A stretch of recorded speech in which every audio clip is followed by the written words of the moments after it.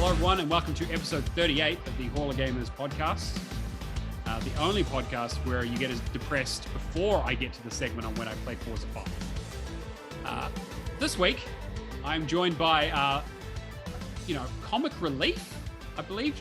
I'm waiting for someone to respond because I want to see who thinks of the comic relief. No one? Okay, fine. We're also joined by Charlotte. Hi, Charlotte. Hi, Matt. How are you doing today? I'm fine. It's usually me that's the comic relief because I'm the funniest one, obviously. Yeah. I'll accept most About chaotic. time someone on this thing was funny. So I'm I know. Yeah, absolutely. Look, there's It wasn't funny till I tuned up. Yeah, exactly. We haven't had guests for a while, but we really feel like we're leaning on Charlotte too much on this, so we figured we'd get you on, CJ. You've gone from a joke to funny. This is awesome. Yeah, Well done, guys. Well done. Strength to strength, right? Yeah.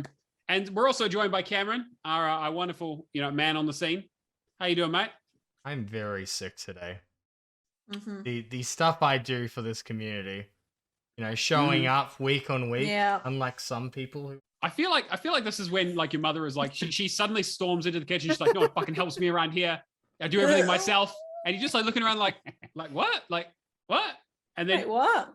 And she's like, fucking, no one's any help. I have to do everything, I had to go where back in my day, I got beating the shit out of me, Oh.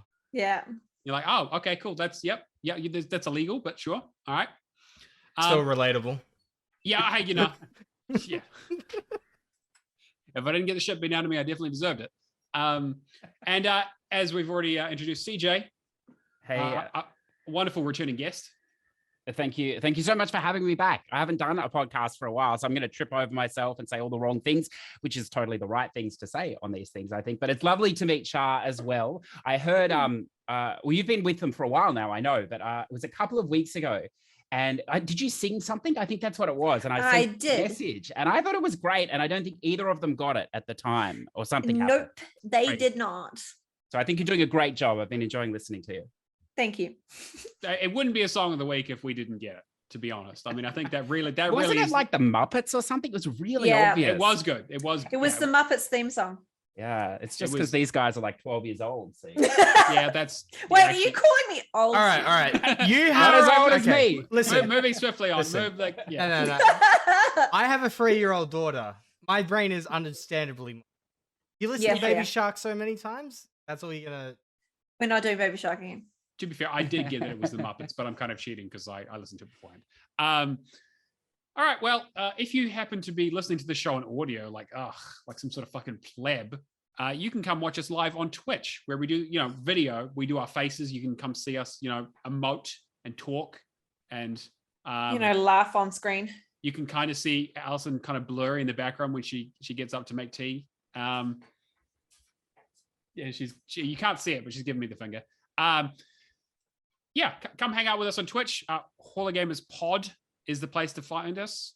And also check out Lee Howard 25 on Twitch, of course. Not just Lee Howard. Lee Howard 25. Make sure that if you have Got to get the 25th one. It's the 25th Lee Howard. If you're searching for Lee Howard or maybe raiding Lee Howard, maybe just make sure that you put the 25 on the end of Lee Howard so you don't end up on some fucking nobody's channel who you don't have no idea who they are. Sorry, Lee. Why would Matt do that to you? Yeah, no, that was me. That was definitely me. It's definitely Matt's fault. Yeah. I also made sure to try. I don't remember if I kept that. I don't know if I kept that in on the last episode. I probably should have, but no, I don't think we did. No, I think I cut it out. See, this is why you need to tune in for the live podcast. Exactly. The weird shit happens on the feed. Yeah, exactly. But I think without any further ado, let's transition to a song of the week that I hope you all get. Take it away, Cameron.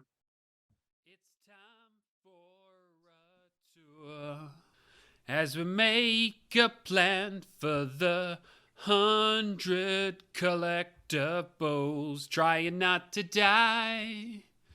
Nazis in my sights, call out for our sniper sink with kill cam goodbyes, and I'm playing a sniper game, sneaking around the 1940s, though we're playing it on easy. I gotta get real good.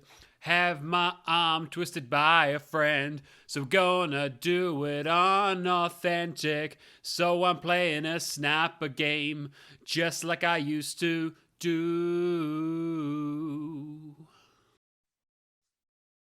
I don't know why at the very start I thought you were singing about Forza Horizon 5.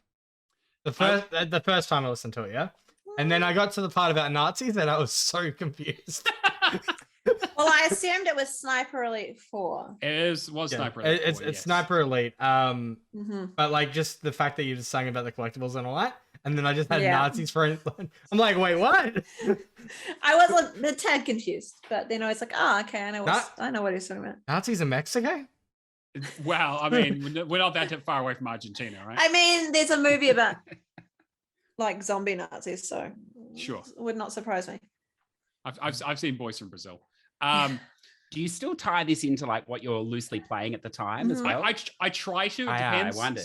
So I will get to it when we talk about what we've been playing. But I did get my arm literally twisted to play some.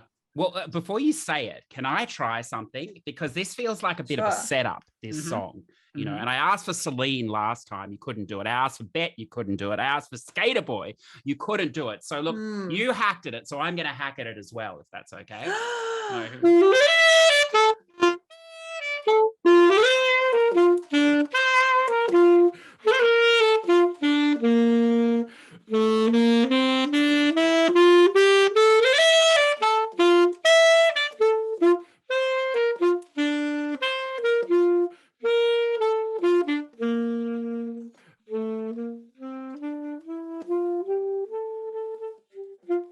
Okay, that's enough. Okay, amazing. Okay, so it only took 20 weeks because I think the last episode you were on was episode 18, so we're on 38. So it only took 20 weeks for you to actually reveal that you've got a talent, CJ. So fantastic. You're not just a Sony pony. But really. Oh, that was incredible. That's fantastic. Can I just say the half disappearing saxophone, like cutting in and out, really sells it. Definitely sold it. I mean, it's a great talent to be able to play a saxophone, but doing a saxophone and an air saxophone at the same time, amazing. You might need to turn yourself up a little bit, CJ. I think you've. Did we lose CJ? We've lost him. your audio. I think you've. Oh no! He's destroyed his mic. It was a good musical interlude, but it's all right. We'll get him back. Let's see. Is it working? Yeah. Yeah. Oh, look at that, George Michael. He'll come at you from every direction. Trust me. Yes. I've seen how he drives. So. And the song was "Careless Whisper."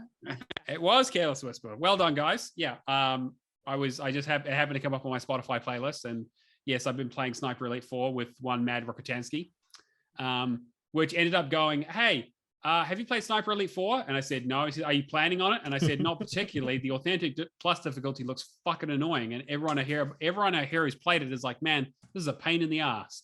And he's like, oh, okay, well, I kind of wanted to play it.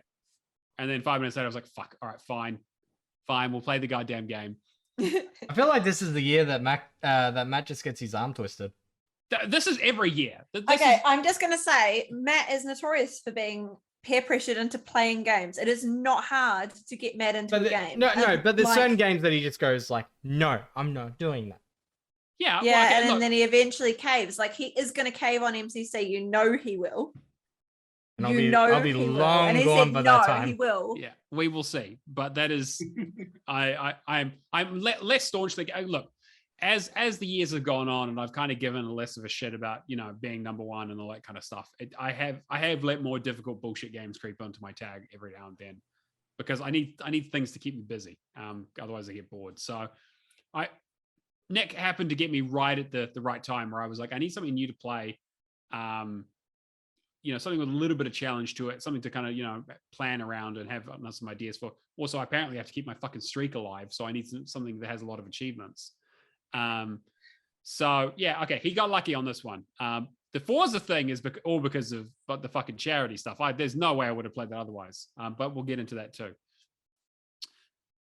But yeah, okay. Good job on Song of the Week, guys. But CJ, after that amazing musical rendition with the saxophone. I have a very volatile mic tonight. It's like, I don't know, is it coming through? I just don't touch anything. Yeah, I've been told that before, but the hands. Hands. They move keep around. yourself. Yeah, exactly. Graham has sabotaged you. Okay, no touching the cords. I was going to say this is not the VIP room, all right? We're definitely not. We definitely don't have budget for that. Well, look, see, I wasn't sure if I'd cut out or not, so I'll say it now. Congratulations, sir. I read your profile. The first Australian and oceanic. It's a big thing. Where is New Zealand? Who even knows? Yeah, it sounds big. That sounds massive. Congratulations. The first one to hit 2 million. That's correct? Yes, 2 million gamer score. And you did it with a stupid game too. Oh, fuck me. With I did the it. baby Stream. game of baby games. So, in the stream. So we streamed about 5.5 hours or whatever it was. With Charlotte. 6 hours. My Baby Universe, something like that. My universe, my baby. So Charlotte and I raised a child up to 3 years old. I think we fed it like maybe 5 times in that entire. Yeah. But took it on a couple of walks. Made sure to just put it right in the exhaust of a couple of cars. That kind of thing. It also, I think it ended up being called Toucan. Toucan, and it had blue hair and a bowl cut. So I'm definitely not ready to raise a child. But for achievements, I'll do just about anything. But yeah, I'll be the aunt. Exactly right. And I'll be the fun uncle, the fun uncle. That was I think it was last month. Which during the big achievement challenge that Xbox Cast did, so we got up to 100. I did 150,000 game score in a month, which was rough. But that was kind of a sort of a big milestone for me, which I'm very happy with. But it also means that I can kind of chill out a little bit, kick my feet up, and I'm not so antsy about being overtaken at this point. I'm interested about that because how have Mephisto and Rogue both dropped to 4th and 5th? I don't know. Been very quiet on that front. DJ, Yeah. any inside information? Well, they were doing that the leaderboards.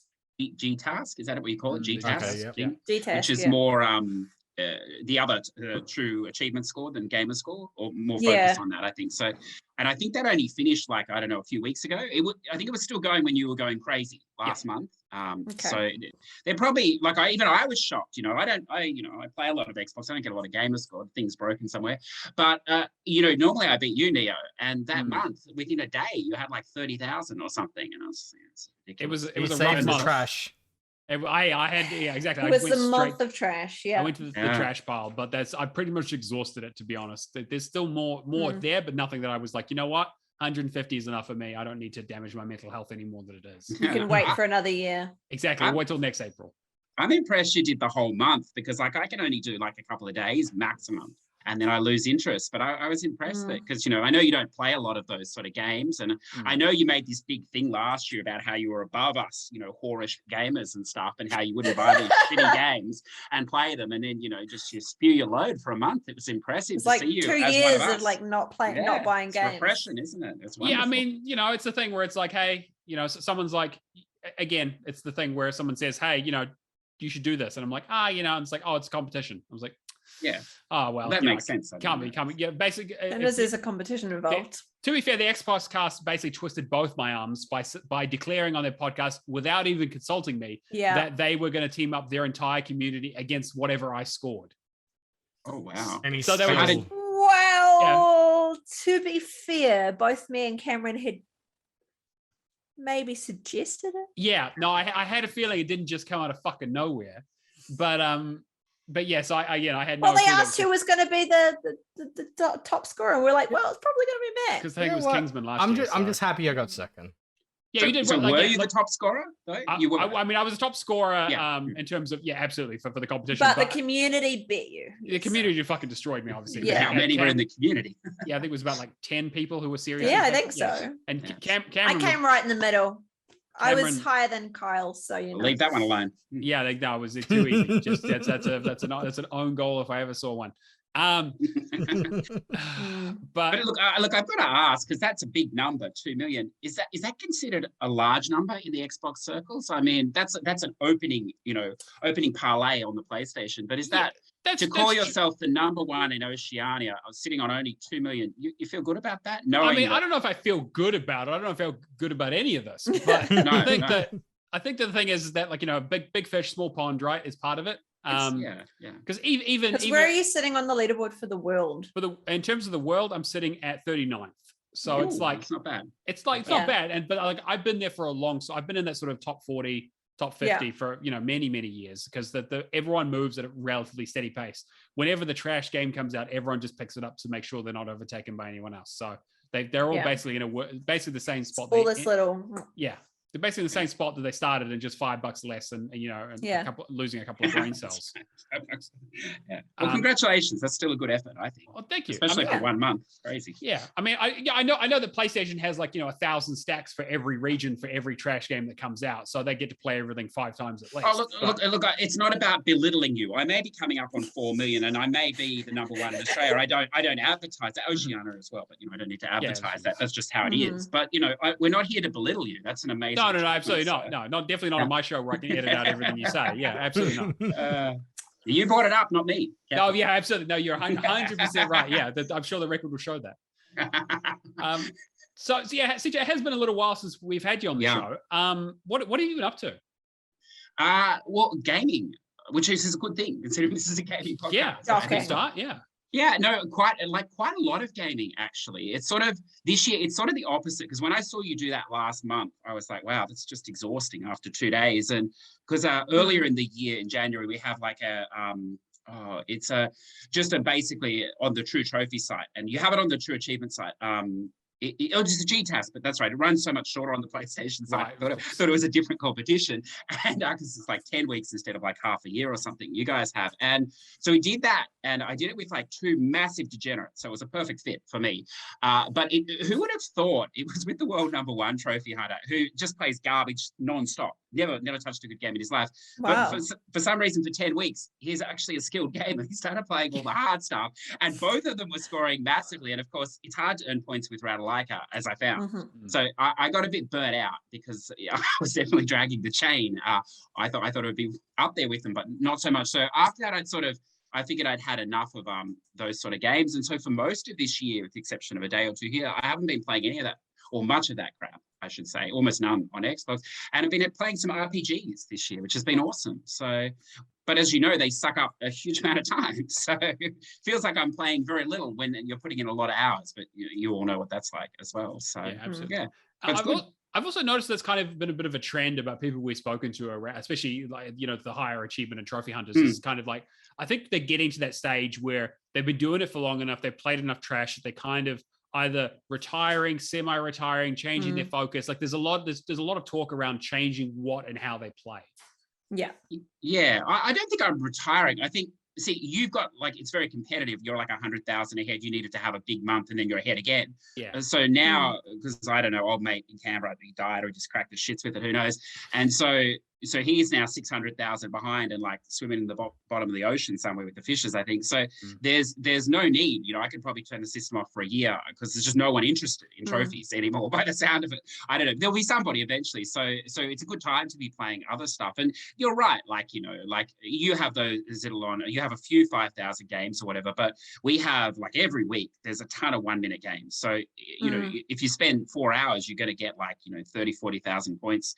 Do that every few months, you're fine. So yeah, it's nice. But you mentioned the money too, and they're expensive. So redirecting those into these other games is expensive as well. Just a different way of gaming, I think, which is good. But it is much more time intensive. I don't know, because you play longer games, so maybe when you're doing the shorter ones, you see this as well. But it takes you a whole week or more to finish one of these games, and you're like, shit, it's like for real. But it's a good thing. But it's the games keep coming out over the top of you, and you're like, oh, I want to play some more, but different things. But you've got to finish this. Well, attempt to finish it. But yeah, it's not. I'm not whinging by any means. No, I'm with you. Yeah. Oh, look, I'm glad to hear that because again, that's yeah.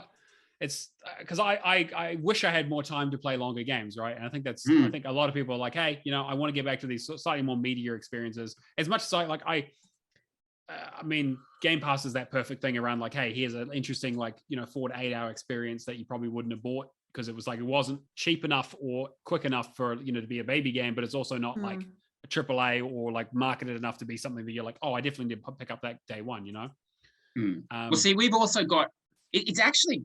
I mean, you guys might be able to tell me about this being Xbox gamers, but we have a rather large number of Xbox exclusives on the PlayStation at the moment. You don't seem to have them, but Deathloop, that was a great game, by the way. You should try it. In a few years. I'm looking forward to it. Yeah, Ghostwire Tokyo, great game. Oh, yeah, You'll enjoy thank it. But it's a strange thing that I'm playing on the PlayStation, but it feels like I'm enjoying the benefits of all the Microsoft acquisitions, which is wonderful. It does. It seems to be going very well for both parties at this stage. To be honest, yes, I think really they're just making money hand over fist. Are you enjoying MLB? I wonder. Yeah, I've heard very good things about baseball. Never.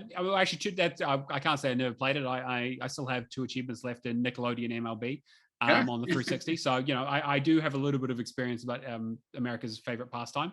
But yeah, it does seem like there's. I mean, we went from cross-play to it's actually cross sections of games just coming across and being like, it's got you fire up MLB and it's got a Sony logo on it.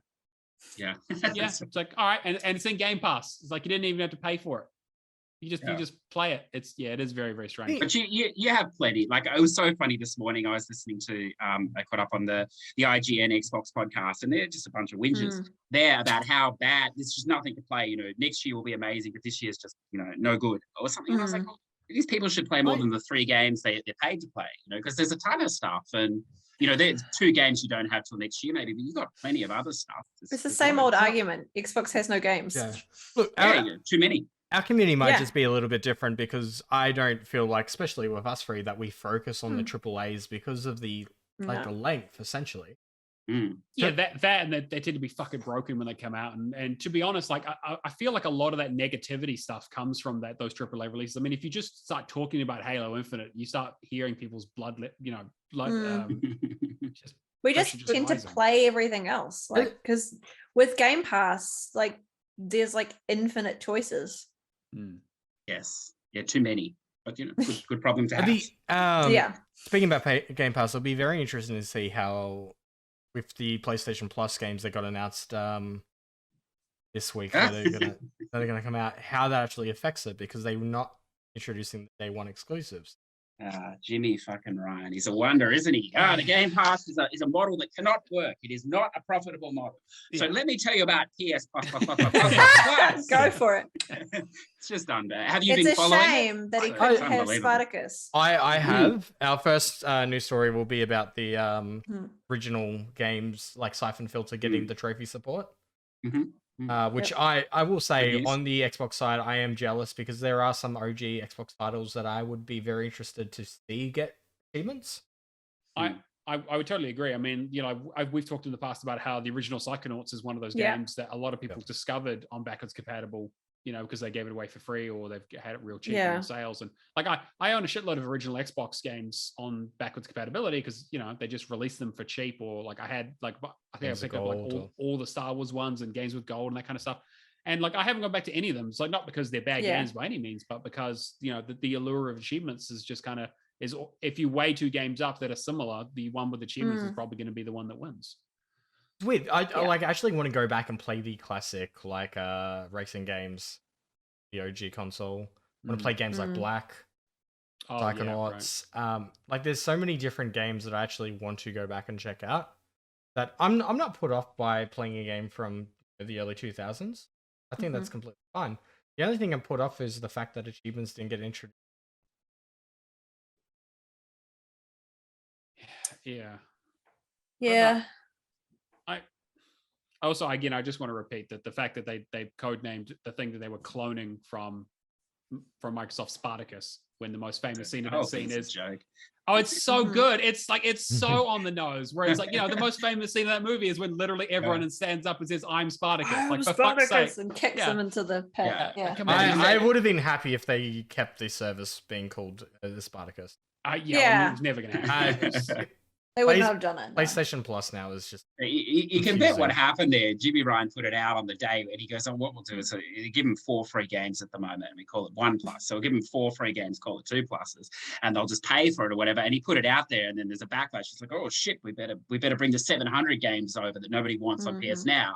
But oh shit, most of the countries outside of Europe and America don't have PS Now, so they can't have the 700 games, but they can pay for it. Confusing. Oh, it's ridiculous. And then, we won't put any first parties because that's the only money we're making at this point because we're, censoring everything else. So everyone's playing it everywhere else. So it's just ridiculous. But now hang on. This is where your money's well spent. You do get to demo the games if you're on the top level. You get an hour demo or something. So that's what your money's paying for. So I work at a publisher. I get to do that I get paid to do that.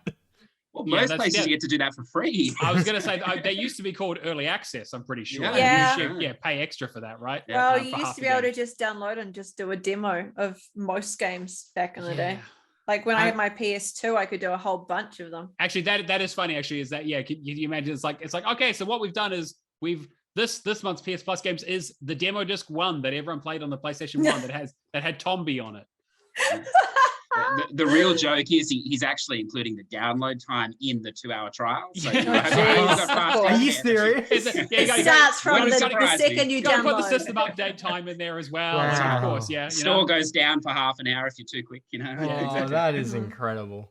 Oh, that's amazing. I think, but jokes aside, like it is good from the people that have told me they like it. The original games will be the thing, the seller. So I don't play those, so it doesn't interest me. But it doesn't interest anyone that owns a lot of games anyway. But if you don't own a lot of games, like this is why Game Pass is great. It's wonderful. So this will be a similar thing. If you don't own, like the list of, I don't know if you saw the list they put out, but there are a decent number of PS5 games, and Sony charges well for those games. So if you don't own any of them, it's a good deal. And then, of course, all these old games, some will have trophies, but probably not all, I don't think. We'll see. It's going to depend on the dev teams. Yeah. Exactly. But I find it interesting because to me personally, there's not really, like, other than, Spider-Man's and God of Wars, I have no reason to pick up a PS5 or even a PS4 for them. But then at the same time, I feel more inclined now to go and try and get a PS2, a bunch of older titles. Like, we've got Just Sing, I got a copy of Futurama that I want to break out at one point. Even though it doesn't have achievements or trophies for that matter, it's still that retro-esque. I don't like how they've done like the live streaming PS3 stuff. Well, that's kind of by necessity, as I'm sure CJ will tell you, right? Is that the cell processor was an amazing piece of technology, but it was an absolute fucking ass to use. It doesn't work with anything else. And so short of them remaking all of those games into PS4 games, which, to be fair, there's probably, Konami probably needs to go back to the well on MGS4 because no one's, like that's one of those things that just has never been re-released anywhere. It's kind of lost to the PS3.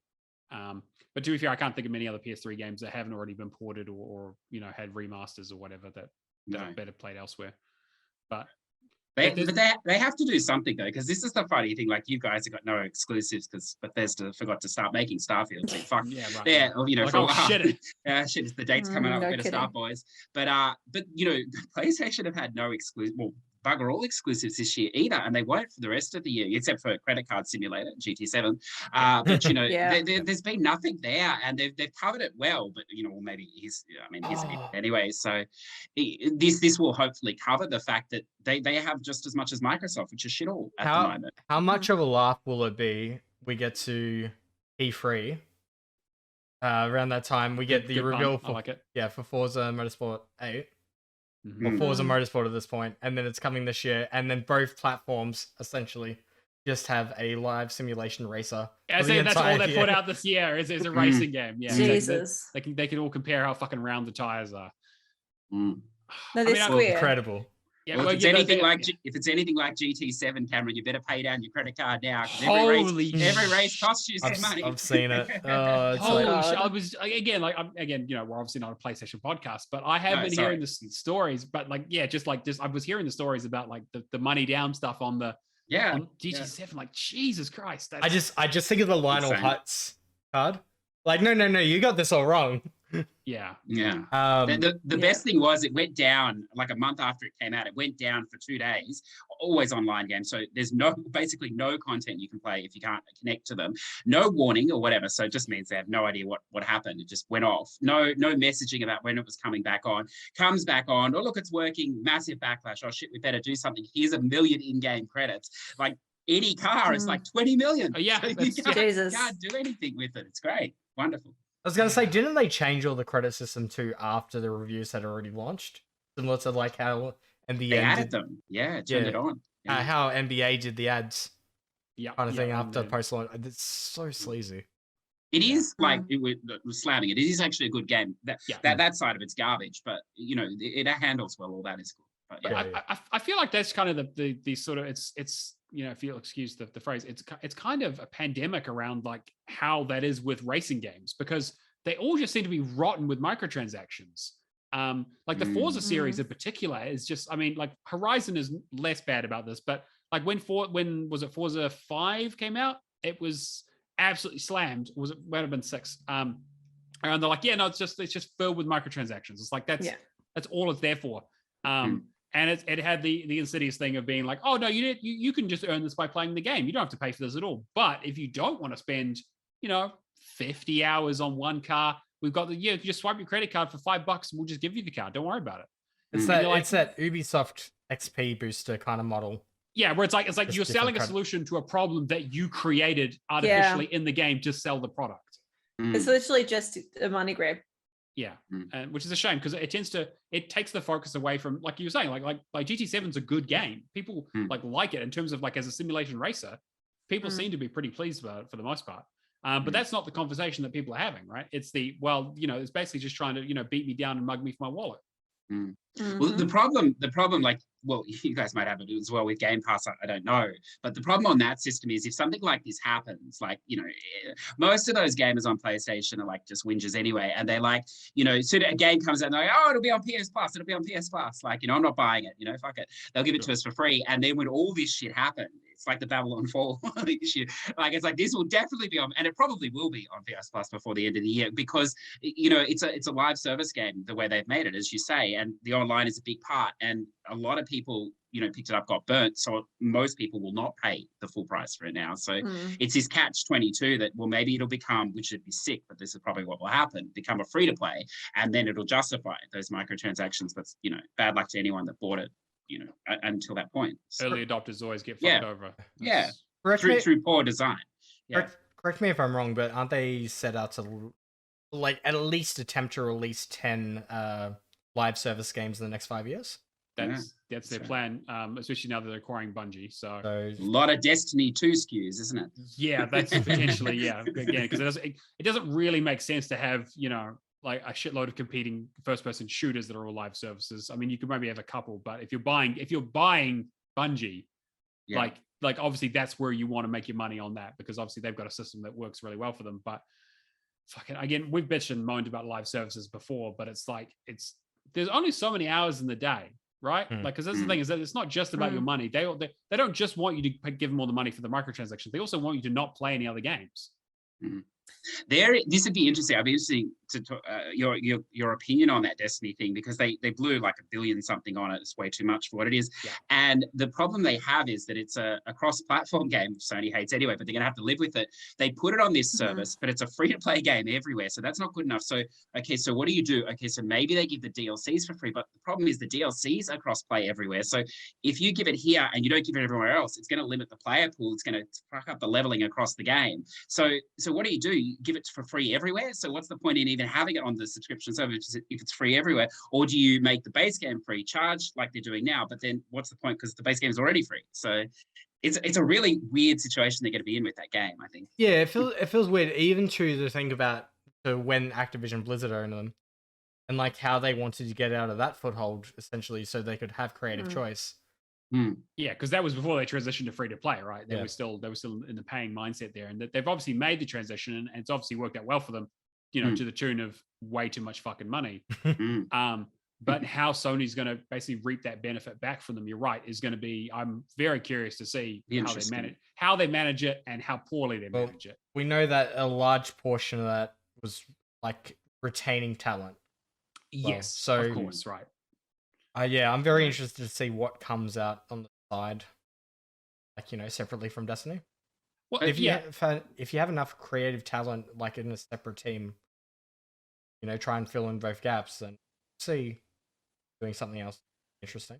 I mean, are they going to do a Destiny 3, or is this going to be like are they going to do Destiny the single player side project? Like, I mean, you don't buy Destiny without planning to basically exploit it for all it's worth and use the IP.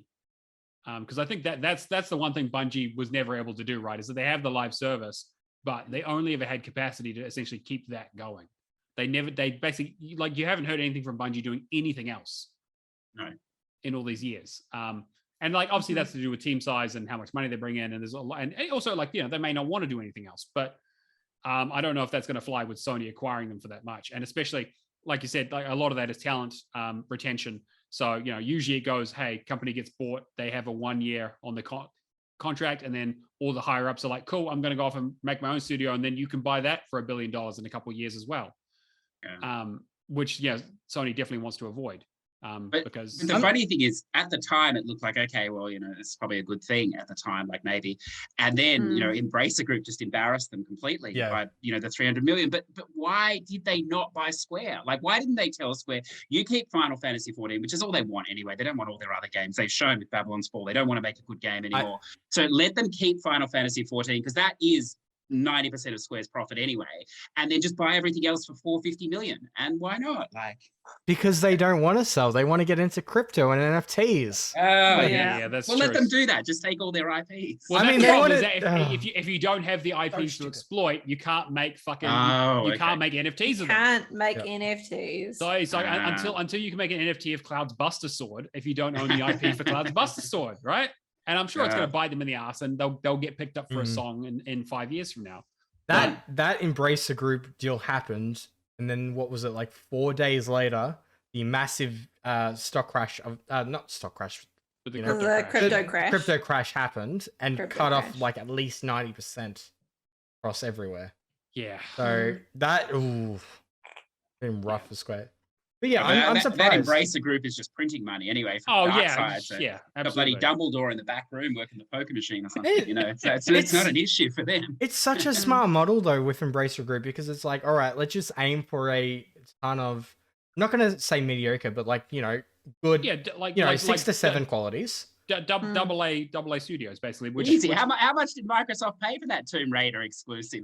Budget? True. Actually, true. Actually, I like those games though. I don't know if it did them any favors, but it is a fantastic game to play. It's good, It's quite a good game to play. Yeah, like the Embracer Group thing is interesting because it's the natural kind of evolution of what happened with AA development when the HD phase happened. Because back in the PlayStation 2 days, it's like you could throw a stone and hit any like AA developer who was making some sort of weird, interesting thing that was, probably going to sell a couple of 100,000 units that were going to make their money back to fund their next game and maybe fund a holiday. And then they'll just move on to the next thing, right? And then it was like, well, okay, now you need to make everything 1080p. You need to have this amount of pixel density. And you sort of slowly saw them die over the 360 PS3 generation as development costs got higher and higher. And you had to have voice acting, and you had to have this, and you had to have that. Because that's what the market demanded, because they saw Gears of War and they saw Resistance, Fall of Man, and all that shit that came out early those days, to say, hey, this is what games look like. This is what you should be doing. And everyone was like, well, we ain't got fucking money for that. So we're either going to have to, go to a publisher and just beg them for, a ton of cash and risk getting acquired by them and just, start churning out COD DLCs for the end of time, or we just start making indie games. And so Embracer Group, and that's what kind of where THQ came from. And then obviously that all collapsed, and then they all got bought up, and Nordic bought them, and then it became THQ Nordic, and then it was Embracer Group. And, now I'm sure the Illuminati's involved somewhere. I mean, with a name like Embracer Group, I'd be surprised if they haven't got microchips in their employees' heads. The reality is it's all Elon Musk behind it, isn't it? He's behind everything. Yeah, absolutely. Yeah, behind absolutely. Everything. Yeah. Yeah, that's why they. No, actually, I can't make that joke. No. Yeah, no. You know what? I'm gonna just, as much as I'd love to, I'll tell you guys afterwards. So we kind of we do not want to get cancelled. Well, I mean, I kind of do, but not right yet. He's gonna wait till I grow this to a profitable stage and then ruin me. Yeah, absolutely. I'll massive scandal. The big, was it the behind the music? It has to be. Yeah. It was all going well, and then they take the picture of us, and then it turns into a negative with a crack through until it wasn't. Oh, I'm ready for it. Yeah, it'll be great. It was all smiles and laugh on the podcast, but behind the scenes. yeah, exactly. It's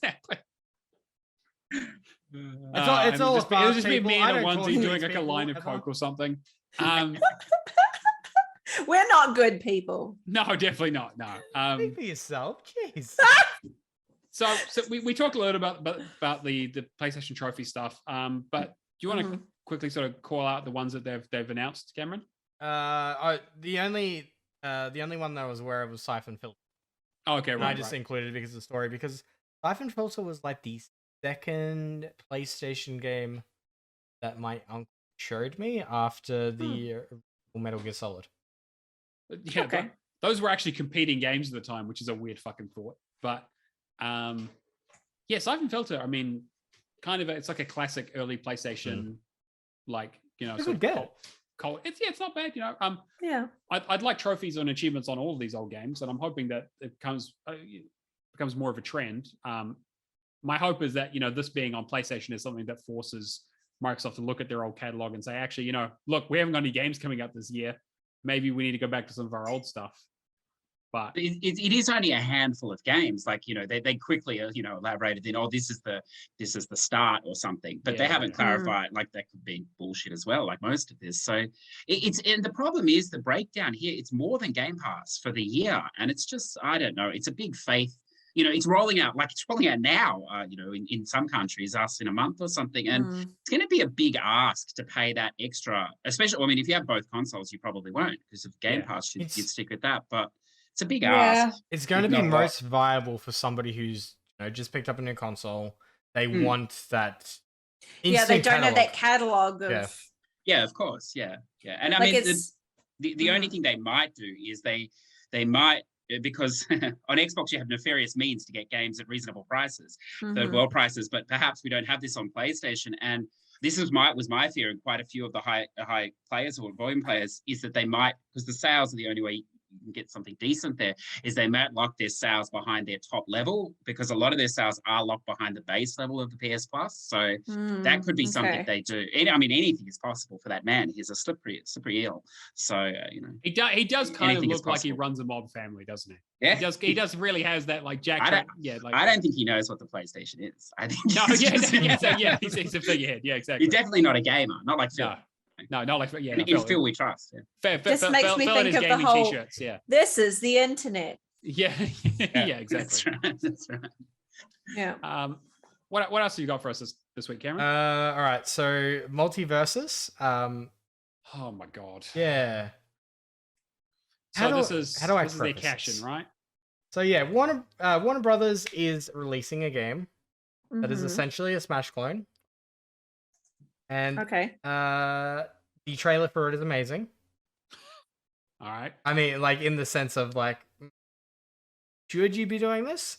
But I mean, if this game plays well, then I'll be happy. So essentially it's going to be a Smash Brothers clone. At the moment, we've got like Shaggy, which I'm going to play this game just to be a Shaggy main.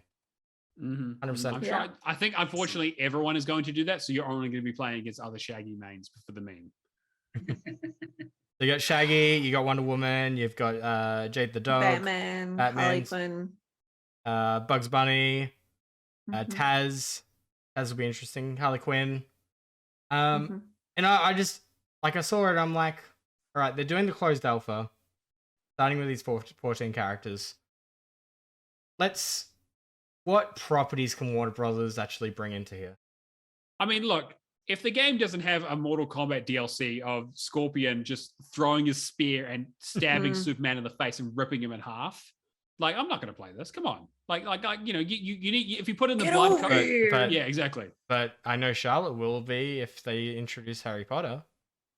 Well, okay, they've already got me with Batman and Harley Quinn, so. Yeah. I know. I'm very interested in the concept because Warner Brothers have so many properties to be able to draw from. Yeah. What they're able to do. So where are they going to go with it? Just trying to think of other properties for Warner Brothers off the top of my head. Yeah. Well, CJ, I feel like you and I have both heard this story before with was it PlayStation All Stars? Yes. Where they were like, hey, you know what? We've got a big library of stuff. We can make a game that's just like Smash and will be just as popular and played at tournaments and people won't shower. And it went super well for them, right?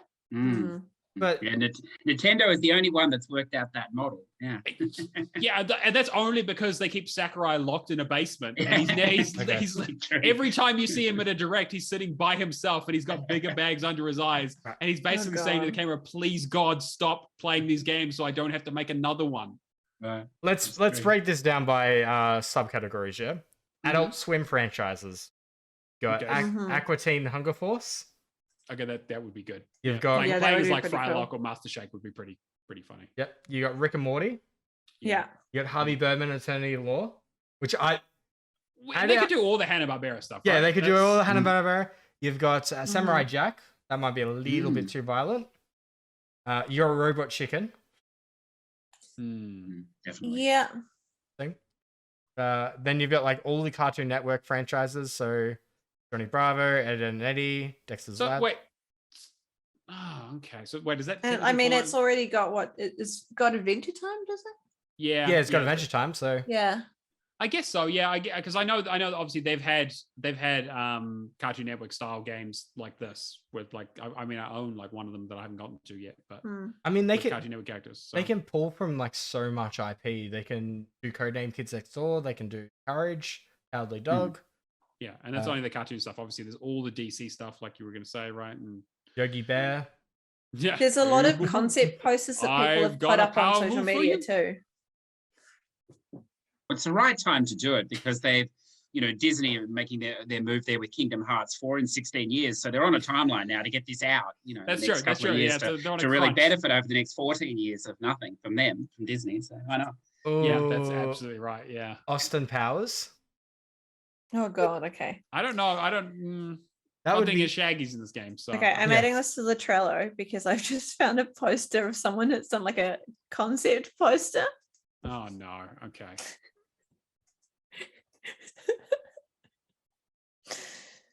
Did that save? I think it's saved. Where is it? Oh, the roster. Right. Okay. Yeah.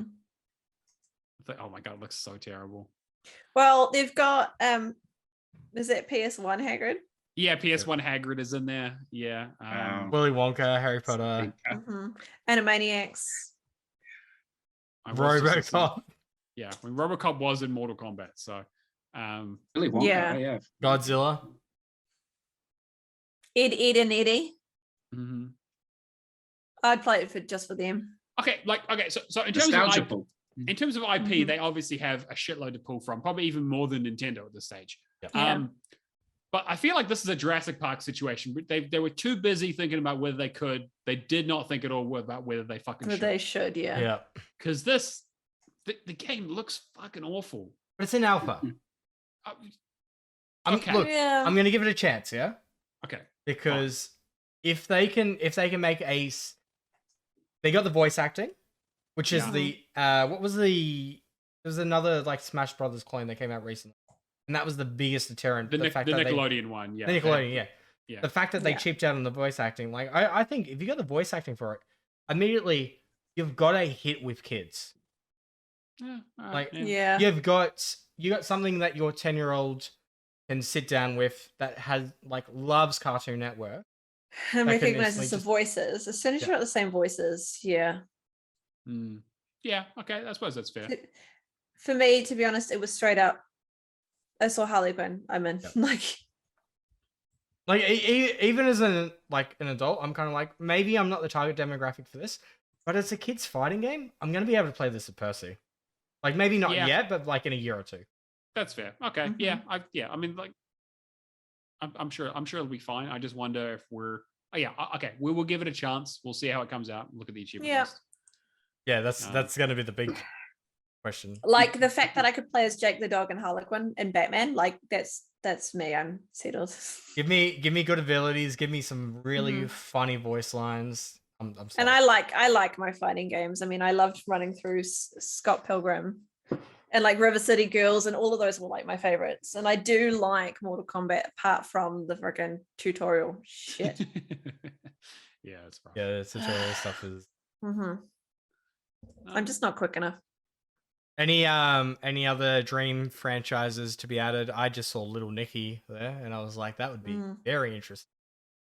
What Little Nicky? No, Little Nicky's Warner Brothers. Yeah. Well, okay. They had any of this. They had Ruby Rose on that poster as well. I'm like, oh my god, you put Ruby in there. Oh, It'd be interesting.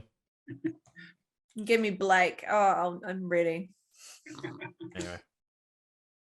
I also heard something about Dying Light 2, Cameron, or Techland. You had something. So, I was just reading this yesterday. Kelsey told me about this one. So, Dying Light 2 developer Techland is hiring for an open world fantasy action next big, which is interesting because they fixed their last one yet? Or yeah, I was leave that there. Yeah. I think it's been going fine for the most part, but they got like a 5-year plan for it. So of course they do. Yeah, it's gonna be. They're still trying to they're still bringing out DLC for the first one. No, well, they're giving it away now. They're just just play the whole game. Okay. You're being way too unfair at the moment, I think. Look, I played 5 minutes of it. I know what I'm talking about. That's more than most PlayStation players would before getting opinions on something, right? So the first one was like one of the only games I got on day one. On the Xbox One, and I loved it. I played it for like 3 days straight. Amazing game. Yeah, I mean, I don't think I've ever heard anyone have a bad word against the original game. The second one, yeah, I mean, Project Scope, I think was. Yeah, I think it's like getting a lot of like 6 out of 10 sort of like, hey, it works and it's okay, but it's also just a massive collectathon and not that compelling. So the only bad thing about the first one is the DLC. Not the following DLC, the Bozark. Yeah. Need to go back and do that. It's incredibly difficult. Techland have announced the unnamed project earlier today as part of a hiring push. Their CEO reiterated the studio's commitment to supporting Dying Light 2 for at least 5 years, but now is the time to fill the studio's teams to support other projects. Ambition is to create a brand new IP that is vastly different from what we've been doing for the past several years. We want to create a fully next-gen experience, a new fantasy epic set in a sprawling open world fueled by the skills and experience gained as a team over the years, infused with new ideas, passion, and creativity.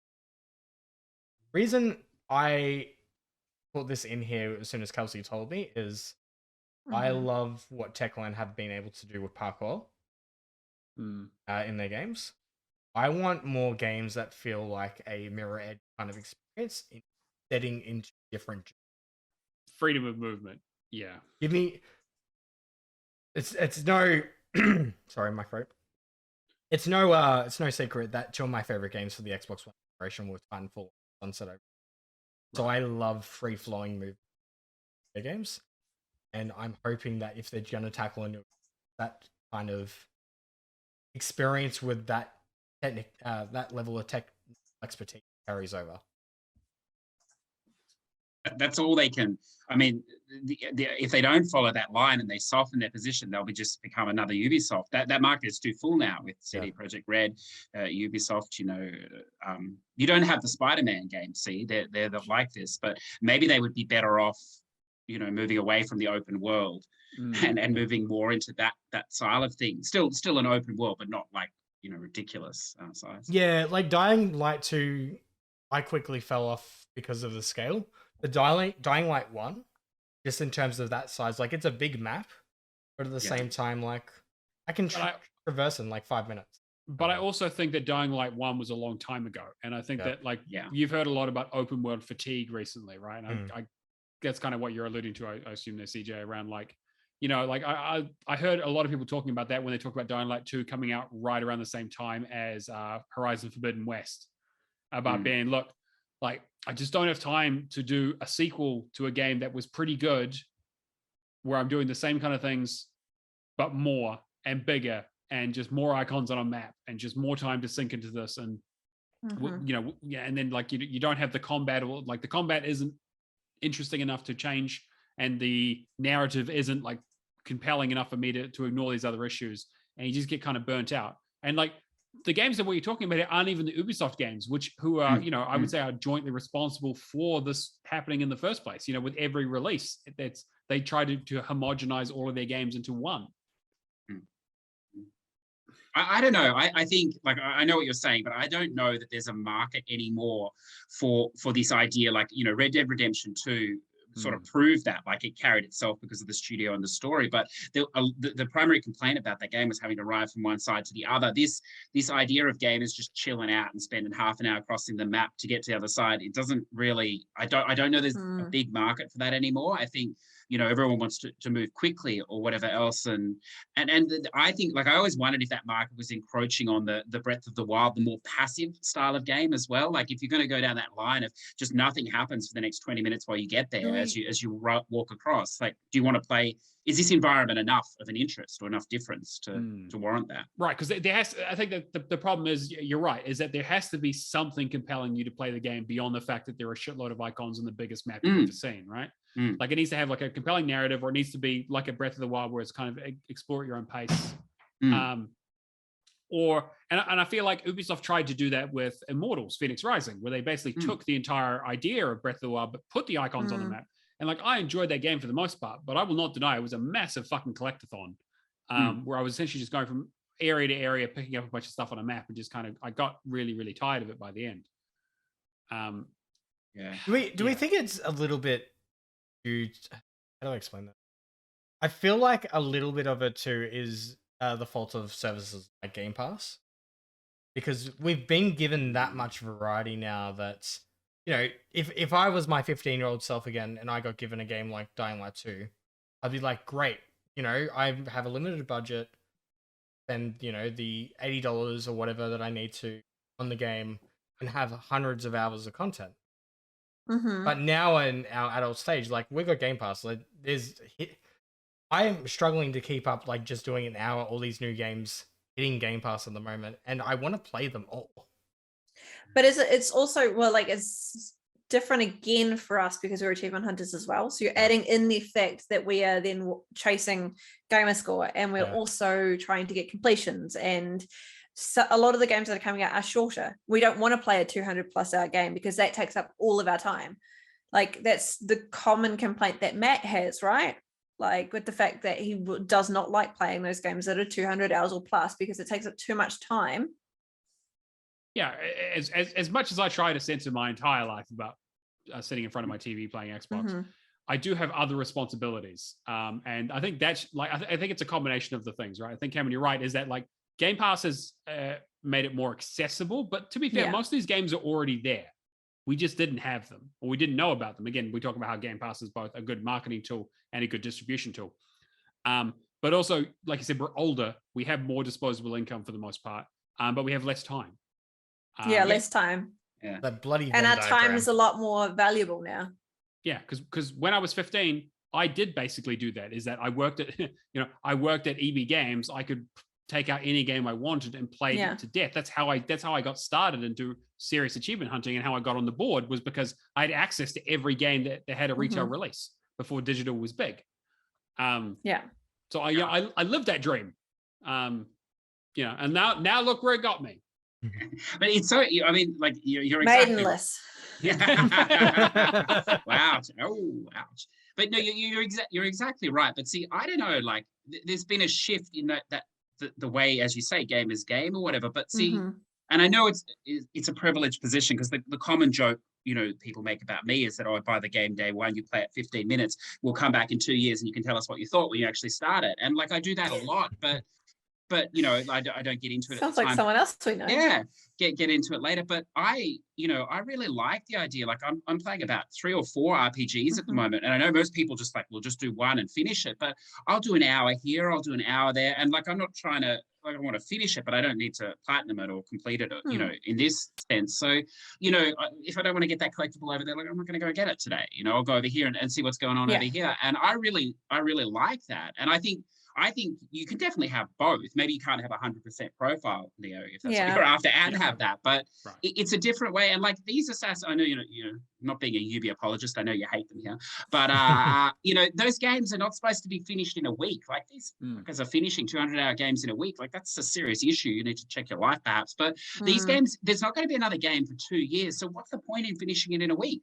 Like why don't you do an hour or 2 hours a week for 2 years? Like I know that it goes against a lot of people's OCD, but and like a really good example, although it's a poor quality DLC, is that Tiny Tina where they put the lock on each week. And okay, so the content is what it is, but the outrage of, oh, fuck, I have to wait a week. Like, it's, these games take years to make. There are so many games, as you say, like you can play, I know most people maybe play 2 to 3 games. Like I like having a ton open and moving between, but it's not required to just play this 200-hour game and nothing else for the next 200 hours. And it's not required to beat it in a month, so you don't have to stick with one game. That's right. And even if you do stick with it, these games need time to sit with you. And like you say, you don't have time for the long games, but I like put God knows ridiculous number of hours into Final Fantasy 14, but over 6 years, not over like 1 year. So it's 20 minutes here, it's an hour here. And a lot of these open world games are like that, I think. But these trophy hunters, achievement hunters, they've got to finish it. So go finish. Going back to the week on week comment too, like I think of what's the Grand Tour? That's what it's called. The Grand Tour. I think that's probably like one of the better examples of them doing it actually right, coinciding with a TV series and that kind of stuff. That's great. Like it was a little bit ropey, but the idea was really, really interesting. Yeah. So, yeah, pretty much my comment was that was like week on week can work, but I don't want to be given like stupid chores kind of week on week. Like give me like 2 hours of quality content. Yeah, it should be decent every 2 weeks. That's the problem is that I think, because you're right, CJ. I think that most games, again, I have sort of spread my wings a little bit, and I've been less playing 1 or 2 games, and I've spread it out to more like 4 or 5 or 6 at a time to kind of jumping between them. So as I've kind of mellowed out a little bit, but even then, the problem with some of those games is that the content, whether you go back to it in a week or in a year, the content is still not compelling or interesting enough to really justify it. It really feels bloated or sort of tacked on, or sort of trying, whether it's like through microtransactions and trying to get you to buy XP boosts, or it's just, hey, we've got a map, we need this bullet point on a marketing spread to say, hey, we've got the biggest map or the most icons, or we had a lot of artists had a bunch of extra time, and we want people to keep playing this game because this chart says that if people play this game for long enough, they'll definitely buy the sequel, etc., etc. I mean, shit, I work in marketing, I understand how it works. I understand. Yeah, but you're right. I think it's a balance. And I think that's why I've been trying to play slightly longer stuff. More in the like 20 to 40 hour games rather than the 200 plus. But having a good time with it for the most part. Yeah. Well, I mean, it's ultimately it's whether the loop hits you or not. The game could be 5 minutes or 500. It just depends if the loop is interesting to you. And everyone is different. Everyone likes different things. But yeah. Yeah, I don't know. I just think, I mean, there's a massive, like the funniest thing is like, you have a big score, you can't play these games, which a lot of the leading trophy hunters are showing, but it's not true. And, you proved yourself, you can make a crazy score in a month, probably the biggest score you need for the year, and then just play anything you want across. And, the danger is like I have a spreadsheet, I'm sure you all do too, of what you're playing. And so I have 40 open games at the moment that I'm moving between. It means I probably won't finish anything for the next 2 months. In 2 months, I'm going to finish 30 games, in the space of about 2 weeks. But so it all comes in the end, and I'm enjoying it. And it's just long game. Yeah, it's just, exactly. It's how you like to play or whatever, I think. So, but it's a valid. And I mean, the problem is, as you said, the games improve over time. Well, most of them improve over time. So if you bust it out in a week, you don't see how it improves over the year or the 2 years. And the only argument I'll agree with is the Elden Ring argument, which I think most of you have tried. None of you have beaten like me, I see. At least you got past it. I beat it. I beat it. Did you? Congratulations. Absolutely. I absolutely smashed the game. That's my game of the year. It was incredible. Okay, so I'll ask you, seeing you finished it, but this is my problem with that game, and I think that's why so many people like it. It's a game that you can't have 40 open games and play that game. You have to only play that game because you need to specialize in it. Is that's sort of a fair statement, isn't it? So I would think so. Yeah, like I think that the other problem with stepping away for a game for a long time is if that game has a skill level or a skill barrier to it, losing that skill is something that I again, because I go back to old games all the time, and I'm like, man, I'm fucking shit at this now. Like, I just, and again, I've never been very particularly skillful at most video games, right? I probably play better than the average player because just by sheer numbers.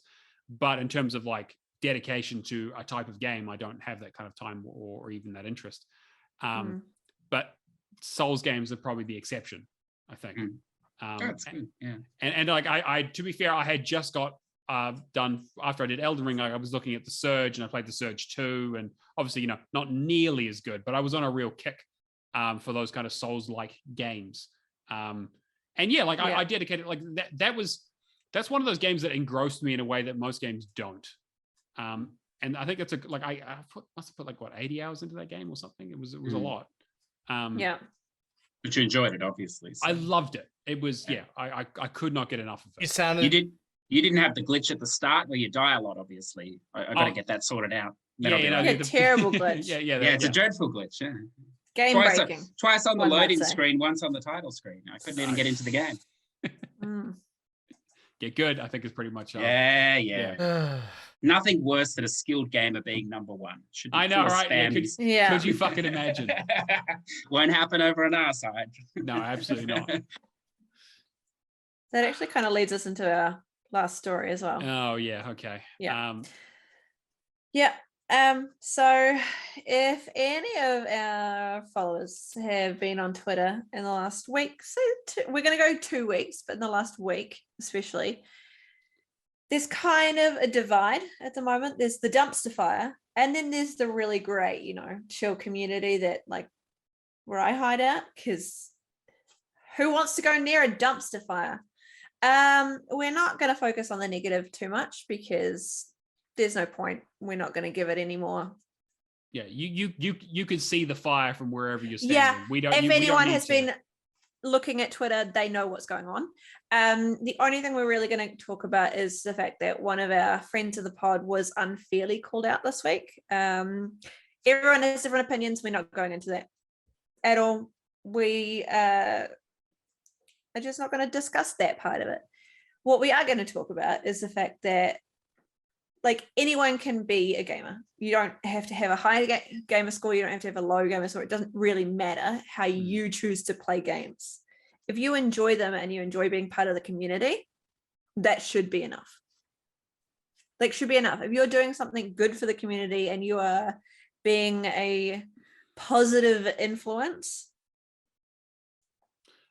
I mean, shit. Even if you're being a negative influence, you can still be a gamer, right? Yeah. Absolutely. I mean, shit. Have you seen the show, right?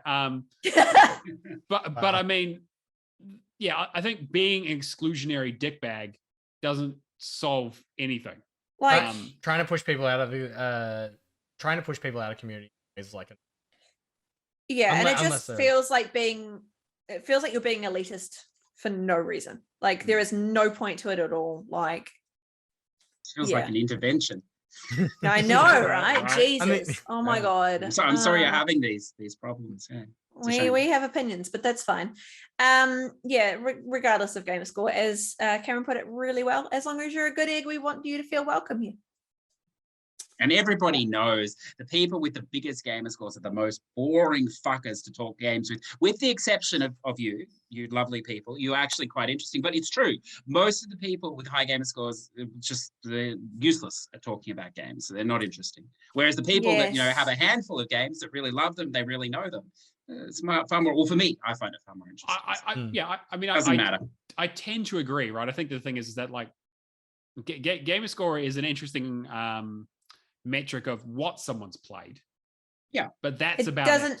And it doesn't reflect whether they're like good at gaming necessarily or anything like that. It just means that they've been playing a lot of games, right? Like anybody can start the journey like different stages of their life. Anybody can I jumped on the Xbox One generation. I still think I have a decent gamer score, but if somebody started today, I wouldn't care if they had like 5,000. They're still a gamer. Like there's still an achievement hunter. If you're going actively for achievements in that regard too. Yeah, it's about having an interest in the culture and in games in general. And it doesn't mean you have to have interest in all parts of the cultures. I mean, fuck, like if someone brings up esports, I almost always fall asleep. I'll be honest. Like and that's just me, and that's still a huge part. And like I'm also not competitive at all in terms of actually playing games against other people. I mean, I'm but you don't like playing with other people. No, so... exactly. Like I'll compete against other people in this sort of meta game, but if someone puts me in like a multiplayer lobby, I'm probably not going to have a great time. I'm glad you finished that off, because like hearing that first sentence of "I'm not competitive at all," it's so ready to call bullshit. It's very true. That is bullshit. I mean, I'm only competitive when people want to throw down. That's on them. That's not on me. That's I never hit anyone with the gauntlet. I'll just tell you right now. I just hit them back. Yeah. Oh no. Yeah. No. Absolutely. When other people, absolutely set the gauntlet, you're then just like, right, okay. Essentially, the crux of this story though is like, regardless of who you are, regardless of how much time you put into gaming, like some people have lives. We wouldn't understand that. But, no, I have no clue what that's like. Yeah. Some people have friends, kids. It doesn't matter at the end of the day. If you're putting time into the hobby, whether it be 1 hour a week, and whether it be bloody 100 hours like us sometimes, it doesn't matter. It's very true. The two biggest things I think I've learned from gaming is that most people you game with have a lot going on in their lives, so it's not always what you think is going on by any stretch. There's a lot of hardship. That's why you need to be very careful what you say and be supportive if you are that type of person. If you're not, that's understandable, or whatever else. And then the other side of it is that there are only probably a handful of people in the world that have the time to actually play all these games, so and I'm not one of them, like hardly anyone is. But what we can do is use these people, befriend them, and and even people that don't play all these games, but they're playing different games to us, and we can learn from them whether the game's worth playing, or maybe live the game through them, because you just don't have the time. And I play a lot of games through other people. Just I don't know anything about the game, but I talk to them, they tell me about it, and I won't have time for it. But I feel like I've got something from that as well, and they've got something by telling me, and it's a good it's a good way of experiencing more games. When you can't play 24 hours a day, 7 days a week, sort of thing. I'm not sure. I mean, look at me. I know fuck all about games half the time. Like half the time, I wonder why I'm even on this podcast. Jesus, but like, if you had said to me a year and a half ago that I would be this invested in Xbox and I would be on a podcast talking about it, I'd be like, bullshit. No. Because I was not I was a very casual gamer playing on my Switch. Just, I played Animal Crossing and that was it. I've had my Xbox just over a year now. And I have basically said that I'm a gamer my entire life, but until the last year, I barely played games. Am I going to be told that I'm not a gamer because I casually played up until I got my Xbox, or... Yeah. I still considered myself a gamer before then, even though I was sitting on my Switch playing Animal Crossing New Horizons for 400 hours during lockdown. I mean, yeah. And I think that's I think that should be the main takeaway from this, right? And I understand some of the points on the other side talking about how people present themselves or what they talk about, and that sort of stuff. There's a discussion to have there, right? But the fact that the fact that of course Twitter turns it into just a massive fucking dumpster fire of trolls and baiting and just ridiculous bullshit to just it was unnecessary. It was hugely unnecessary, and especially when the person is a positive influence in the community.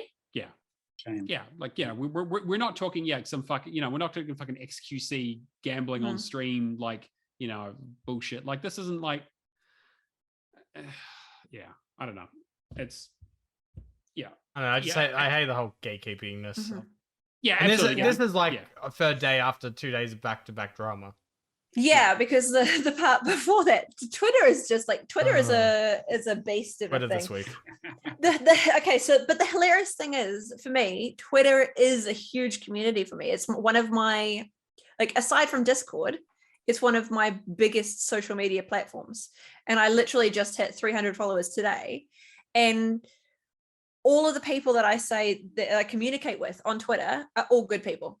I have not interacted, apart from one guy, that one weird dude that decided, who you are. Oh my God. Don't worry, I blocked you. Don't worry about it. It's fine. Yeah, okay. Yeah, okay. So this is my one weird interaction, which is actually kind of interesting bringing it up in context with this.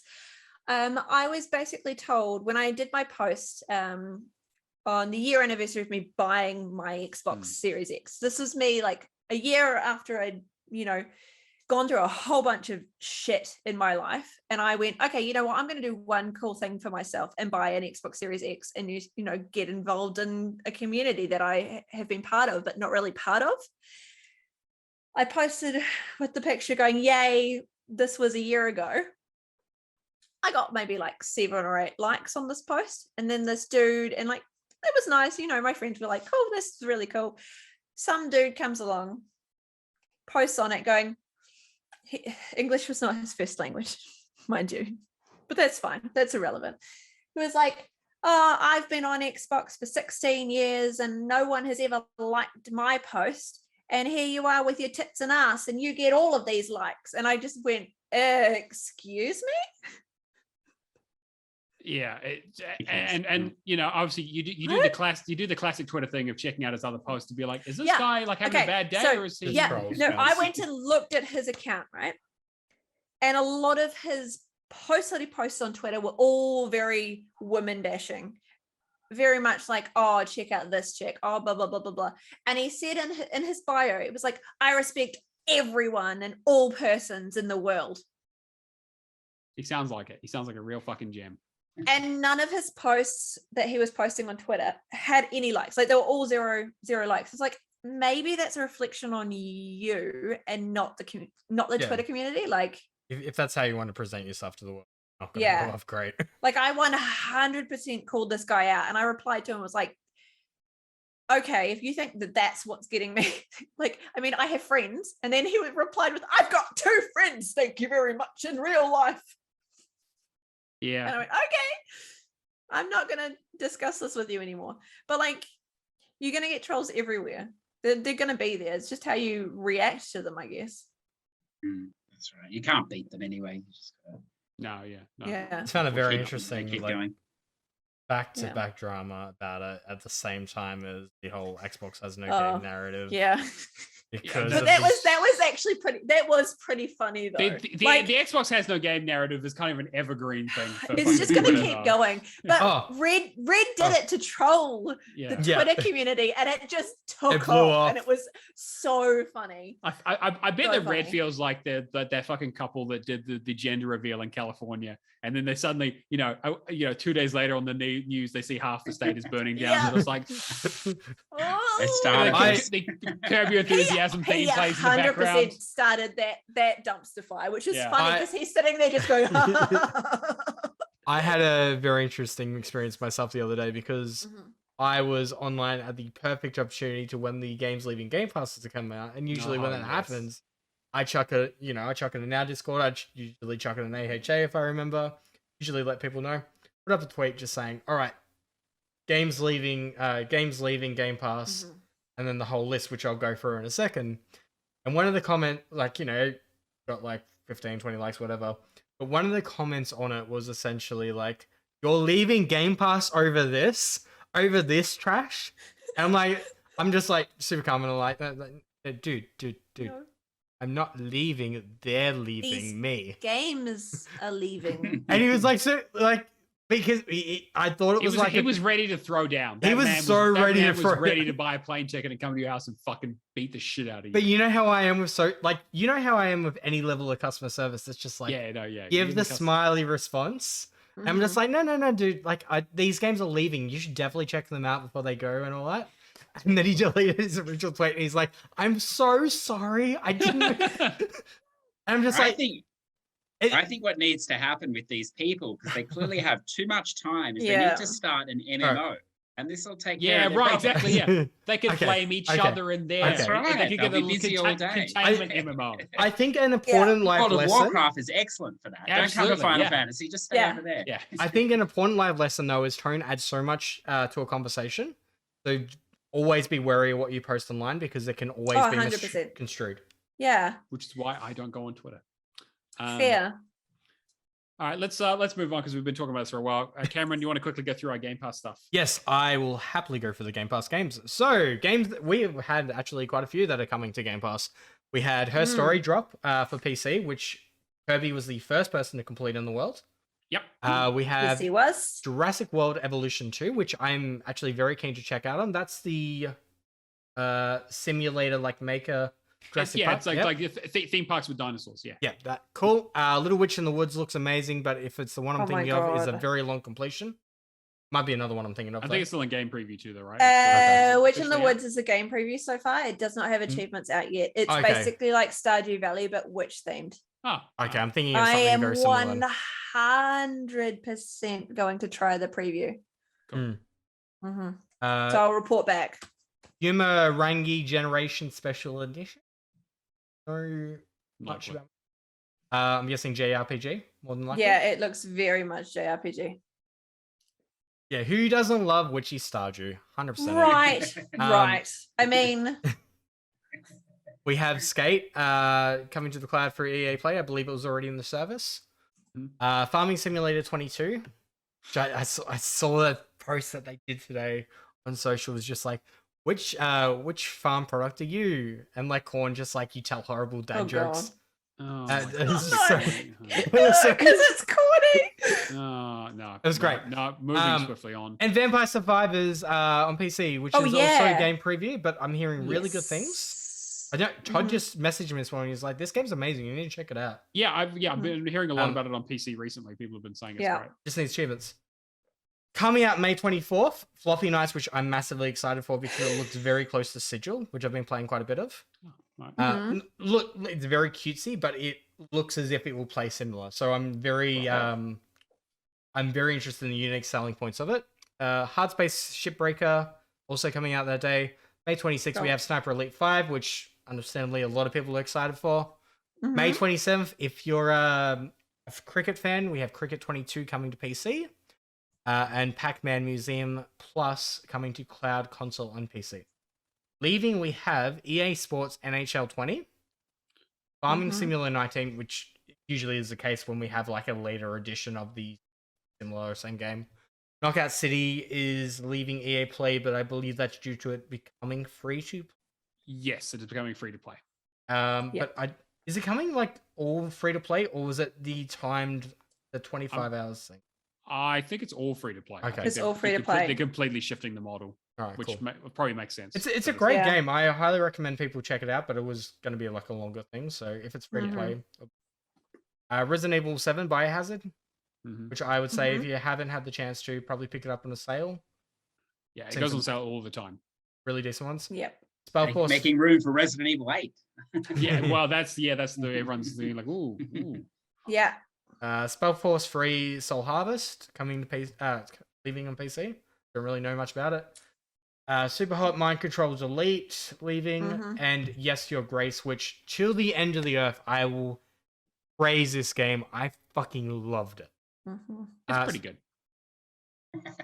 Everybody else is like, whatever, but it's fine. I think the ability to be able to storytell to that level with essentially like a pixel art game, incredible. It's pretty good. Yeah. I'll give you that, but when I do complete it, because I've got to Valak it before it leaves. We'll do our spoiler cast, and I will tell you my thoughts on it because I have different opinions, but that's because I play games very differently to how you play games, so I have different things to say about it. It will be a very. I don't think it's a bad game. I do not think it's a bad game. It's just, for me, it's not a great game. I think maybe we can talk about this. Yeah, we'll talk about it another time. But I think resonated with me in a different way. Yeah, 100%. Yeah, so those are the games coming to Game Pass and leaving. I think this is like the second time since in Jan where we had a lot of heavy hitters leave them. That I'm kind of like, yeah, there's a few games in there that are probably like really like Resident Evil 7 is going to be a big loss. Hot, I think, is still a pretty decent game. It's not bad. It's the second one, so it's not as good, but yeah. Any Game Pass games dropping that you guys are keen to check out? Well, I've already done Super Hot and I've already done Yes Your Grace, so I don't really. No, I mean like hitting Game Pass. Oh, hitting stuff. I'm gonna finally play Her Story because I've had it in my Steam library forever. Yeah, I can earn achievements for it. Yeah, exactly. And you can finish it in an hour if you really want. I'm really keen for Floppy Nights.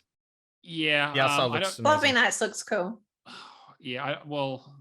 I can't say there's anything in there that really jumps up. Maybe Vampire Survivors, because I've heard good things. That one I would like to check out, and like I really want to know what the achievements are going to be, because Witchy Stardew, it's not coming out until 2023. So right. So yeah. Right. So the achievements aren't planned until later in the year, and this is just a preview for it. I saw some conversation too around that today. Like, why doesn't early access games have achievements? I can understand the argument that they could be. It's kind of like a marketing point. Well, yeah, they use it as a feather to say, "Hey, we now have achievements." Is the thing we've added to the game. Yeah, the game's not done, so I can forgive it. Think of Grounded though. Like, I think when Grounded had the big announcement, the free show or whatever, the Xbox show. Oh yeah, and having that trailer, like, guess what? We have achievements now. People played it. We did. Fine. Yeah. Something like that. Sometimes, like, there's more pressing issues in hand, like making sure the game works. Yeah, right. Yeah, to be fair, sometimes they don't do that either. Moving on to games that were played this week, I'm just going to quickly go through mine because I've only really got 2. I've done Star Wars Jedi Fallen Order on stream. Really enjoying that whenever I can actually play it. Right. Yeah, it's really good. Like, I'd call this a Souls-like, yeah. Yeah, it's more on the Sekiro style than the sort of Dark Souls style, because it's kind of more about like parries and timing and that sort of stuff. But yeah, definitely, it's a nice mixture of like Sekiro and like a Metroidvania with platforming. I just really like the respawn like movement. Like, all right, as soon as wall running opened up to me, I'm like, fuck yes. A lot of good traversal stuff in that game, yeah. Where I think like wonderful map too, wonderful. Yeah, the actual like map system is really interesting with the way it like gates off stuff. Having to go through that map is man. I have some opinions of what Zepho or whatever that main fucking planet is, where it's like, okay, well, if you want to get here, you need to basically go on a Kon-Tiki tour through all these ice caves. Make sure you don't slide down, because if you slide down, then you need to go on another detour. Also, fast travel. What the fuck is that? I was very confused. Oh my god, the podcast where we have opinions. Wow. Yeah. You can tell someone from EA had just finished Control, and they're like, "My god, these people are onto something." Yeah, this is how we make a map. Yeah, exactly. The amount of times I got lost. Yeah, there's some really cool ideas with some really ropey stuff around the sides. I really like the movement. I really like the gameplay. The only thing I don't really care for is the Star Wars. Yeah, see that's and I knew you were going to say that. So I've been geeking out with Simone about this week, because she posted it. There was a screenshot that was posted on Xbox Couch about that. And then the spoilers, I did not read. I wrote a paragraph of spoilers about like, okay, this is what this means, and like because I'm a huge Star Wars nerd, so. And because they've released so few Star Wars games over the last few years, I absolutely was like, I could not get enough of Fallen Order, and I can't wait for them to do a sequel. You know what though? I think we were having a discussion about it the other day, but if they did like a TV show based on Cal, I'll probably watch it. Yeah, he's a very interesting character to me. He's also a real life actor who looks like that, so that would be actually. Oh, well, I mean, my cut. Yeah. But yeah, really enjoyed Star Wars Jedi Fallen Order. Not really much else to say to that. Well, I actually put some time in it, making it my stream game at the moment. But Overcooked 2, I'm addicted. Like, I've got, I think, 1,500 gamer score. Like, I've just essentially all I've been playing is Star Wars Jedi Fallen Order on streams, and then Overcooked 2. I'll pump it up, like, I'll do an hour a day in the morning, get it out of the way, and then I'll do my QA testing, like, or trying to create content using the other games. Okay, Matt. How many times in the past week has Cameron joined the party and he's been like, "Oh fuck, I burnt the bun." Yeah. Oh, it needs a tomato. Yeah, it was. Yeah, all you hear is like him being like a line cook. Like I'm surprised that he hasn't had said fucking say yes, chef, and then him, Gordon Ramsay punch a goddamn salmon in front of him. We had the conversation in Holy Gamers about like what's better, like doing the 1-player solo mode or doing the 4 players, and Kirby and Michael was like really like, nah, it's one or the other, and everybody can decide. Yeah, no, you do it single player to get all the achievements nice and easy. What are you talking about? Game is great. I'm probably going to go for the series completion. Like, I'm just addicted at the moment, so it's probably going to be over pretty quickly, and then I'll have something else to work on. But yeah, 1785 for the week, and then I've just been playing roguelikes for work. I will talk about later this year. I haven't got much either. I've still been playing through Forza Horizon 5, so I basically hit the wall. Have you done the Eliminator? Wait, which wall did you hit? The wall of having to wait for the fucking content to come out each week to be like, oh, this seasonal content, you can, and it's like, well, I'm really glad that I started on the second season when I started the game. I just happened to put the game in. So to the listeners out there too that own a physical copy, I don't know why you would, but if you do, you can do offline for one of the weeks and skip a week. Right. That's my tip for you. So yeah, apparently because I started in spring or whatever it is. No, summer or whatever. I started in summer, so I missed spring at the beginning. I now have to wait until we get back to spring, so then I can do all the events in spring, all the events in summer, all the events in autumn, and then all the events in winter, just so I can get one fucking achievement. And then, two. And then I have to find a bunch of smashable events and hope they show up. And if they don't, I just got to wait. And then I have to get good at the Eliminator and get a fucking victory royale with cheese or whatever. At that, when I can't drive for shit. And then I need to grind up enough money to buy the to buy the last fucking house and enough money to buy every other vehicle that I need for this other achievement. Again, I've gotten to the part where I was like, man, actually, I was having a really good time with this game. Like, I had all the assists on, and I'm driving around and be like, man, this is good. Like, this is actually like it looks good. It plays good. I like the music. Like I feel like a fucking badass drifting around shit. And, obviously I've got it on easy, so I'm absolutely destroying everybody. And I'm like, this game is great. And it's like, okay, cool. Go find all the collectibles. I'm like, oh, fuck. Okay, fine. And like, okay, now do all the speed traps and all the other events. Okay, fine. Done all that. Okay, now do a bunch of races. Okay, done all that. Now what? Come back in 3 weeks and we'll see what we've got for you. Like, fucking what? Like, this is that back to Are you more annoyed about the fact that you're actually enjoying the game and you want a reason to play? Or are you more annoyed? Yeah. I want to get, it's both, right? I want to get it done because that's just kind of the person I am. And I don't like waiting for content. If I came back to it naturally, being like, oh, you do a week here, a week there, it doesn't really matter. But the fact that it's like you have to be there on the first week of that season, otherwise you're fucked for 4 weeks. Fuck your schedule, fuck your life plans. Like exactly, he's like, no, Forza Horizon 5 time. So again, great game. Fuck them. They did. It's an amazing invention they put on the Xbox there. The fuck off button, the delete. You can push that at any point in time. Unfortunately, people gave enough money to a goddamn charity stream that's not an option for me. Is that why you're playing it? That's why I'm playing it in the first place. That's why. I know your love of racing games. I mean, our community could have stretched it out to 2K, and you could have been playing Halo in between. But I mean, MCC, that would have been something. But then I would have had to drag Charlotte into that as well, and I don't know if she's ready for that. Dio. Yeah. Tell me when that comes around again, and we'll get you on a proper racing game on a sim. We'll get you on Dirt 2 or Dirt Rally or something. We'll see how skilled you really are. Get me on a fuel. I need to do a racing game after I complete Star Wars. Racing games are terrible. I fucking love racing games. It depends which one it is. But I wanted to quickly touch in with the Eliminator stuff because I saw. So I assisted Robbie for the Eliminator, helped him out. But there was a conversation in AHA today about AH1. setting up like a boosting lobby for that. And I'm like, it's not okay. Look, I have tried the Eliminator twice and I came like 4th. So like again, I know I can do it at some stage. The problem is that like is so much around like, okay, well, what car do you get?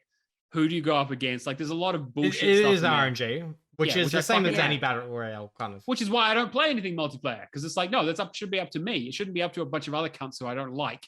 Yeah. Or could be fucking just I have a lot of problems with the Eliminator, but whatever, it's fine. I will get it. I'll get it done. It's fine. It's just so... wait till you're in first place and your bar's in front, then some prick comes from the side and just takes you out. Yeah, exactly. Oh, wonderful, wonderful. Thank you, sir.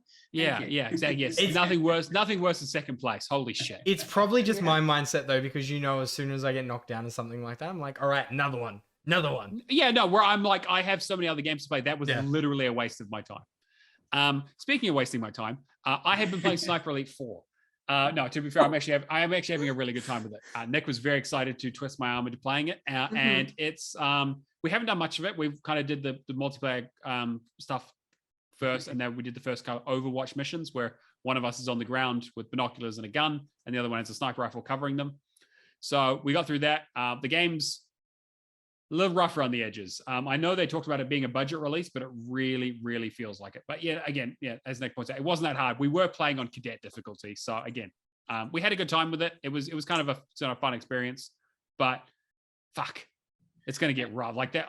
Just looking at it, authentic plus, no save difficulty stuff. That looks like the opposite of fun. You could always try this Destiny 2, as Sir is suggesting here. That could be a good. Oh, Destiny 2. Yeah. There's nothing worse than these high level players that they put these big games on their profile. They have no intention of playing them just to be impressive. Like some people load up Fortnite on their profile, just like they're never going to complete it, and then they just just get a bit of cred in the community, with the 12-year-olds. They're like, I'm a streamer now, so I have to. There's no building. I can go and do this. Yes, I got asked. This week it's I forgot to mention Fortnite. Fortnite Fridays. We've got Among Us Wednesdays. We're gonna play some Fall Guys, and then I'm gonna talk to the camera for a little bit. We're gonna do a just chatting stream, and then we're gonna watch some TLC shows. Don't forget the chair stream. Yeah, you gotta do a chair stream, and then I'm gonna react to some content that someone else has made. You could be doing this for a living. I know, right? Yeah, exactly. Don't leave us. Come back, Cameron. But yes, Sniper Elite 4 is actually like I having feel a lot of fun. Fucking attacked. I mean, you should, because I was talking about you. Yeah, definitely not me with my 2 streams a week. No, exactly. I think that idea I've got off the. Fuck you. That idea I've got up my sleeve is a great idea. Yeah, I'm sure it is. And I are gonna have a lot of fun. Yes, we are. It's gonna be. But we're talking about my game, so shut the fuck up. So Sniper Elite 4, it's good. It's definitely buggy in places, and like having collectibles on the enemies is a shit idea. Because it's like the collectible guide's like, okay, so this enemy should be here. And it's like, okay, yes, but that's if you snuck through perfectly and didn't murder everyone and set off every alarm. Where the fuck is he now? And it's like, okay, well, I'm just gonna have to check everybody. Have you ever played a game that hides collectibles on somebody's body that does not bug? No, it always happens. Yeah. Okay, Nick and I have only played 2 levels of this game so far, and the second level had one enemy who just fucking vanished, and we could not find. Well, we fucking Jason Voorhees our way through this level and left no man alive. And this goddamn fucking engineering Nazi just pulled a fucking vanishing act. So we luckily I had a save previously that was further back in the level. And so all we did is get all the other collectibles, and we're like, well, we can't find this guy. Loaded the save, literally sprinted down and fucking, Inglorious Bastard the shit out of this guy, and took his letter back to whoever the fuck he was going to be talking to about some joke that they usually put in there. So overall, it's a fun game. I'm probably going to really enjoy playing it through on easy. Get back to me when we're on the Authentic Plus playthrough, where there's no saves in the levels, and every time you fuck up and die, you have to restart the entire level. I probably may have a different opinion. But depending on how this goes. It is a good carry game, though. If your friend is really good at it, you can just hide. Yeah, which is why we're fucked, because I'm playing with Nick.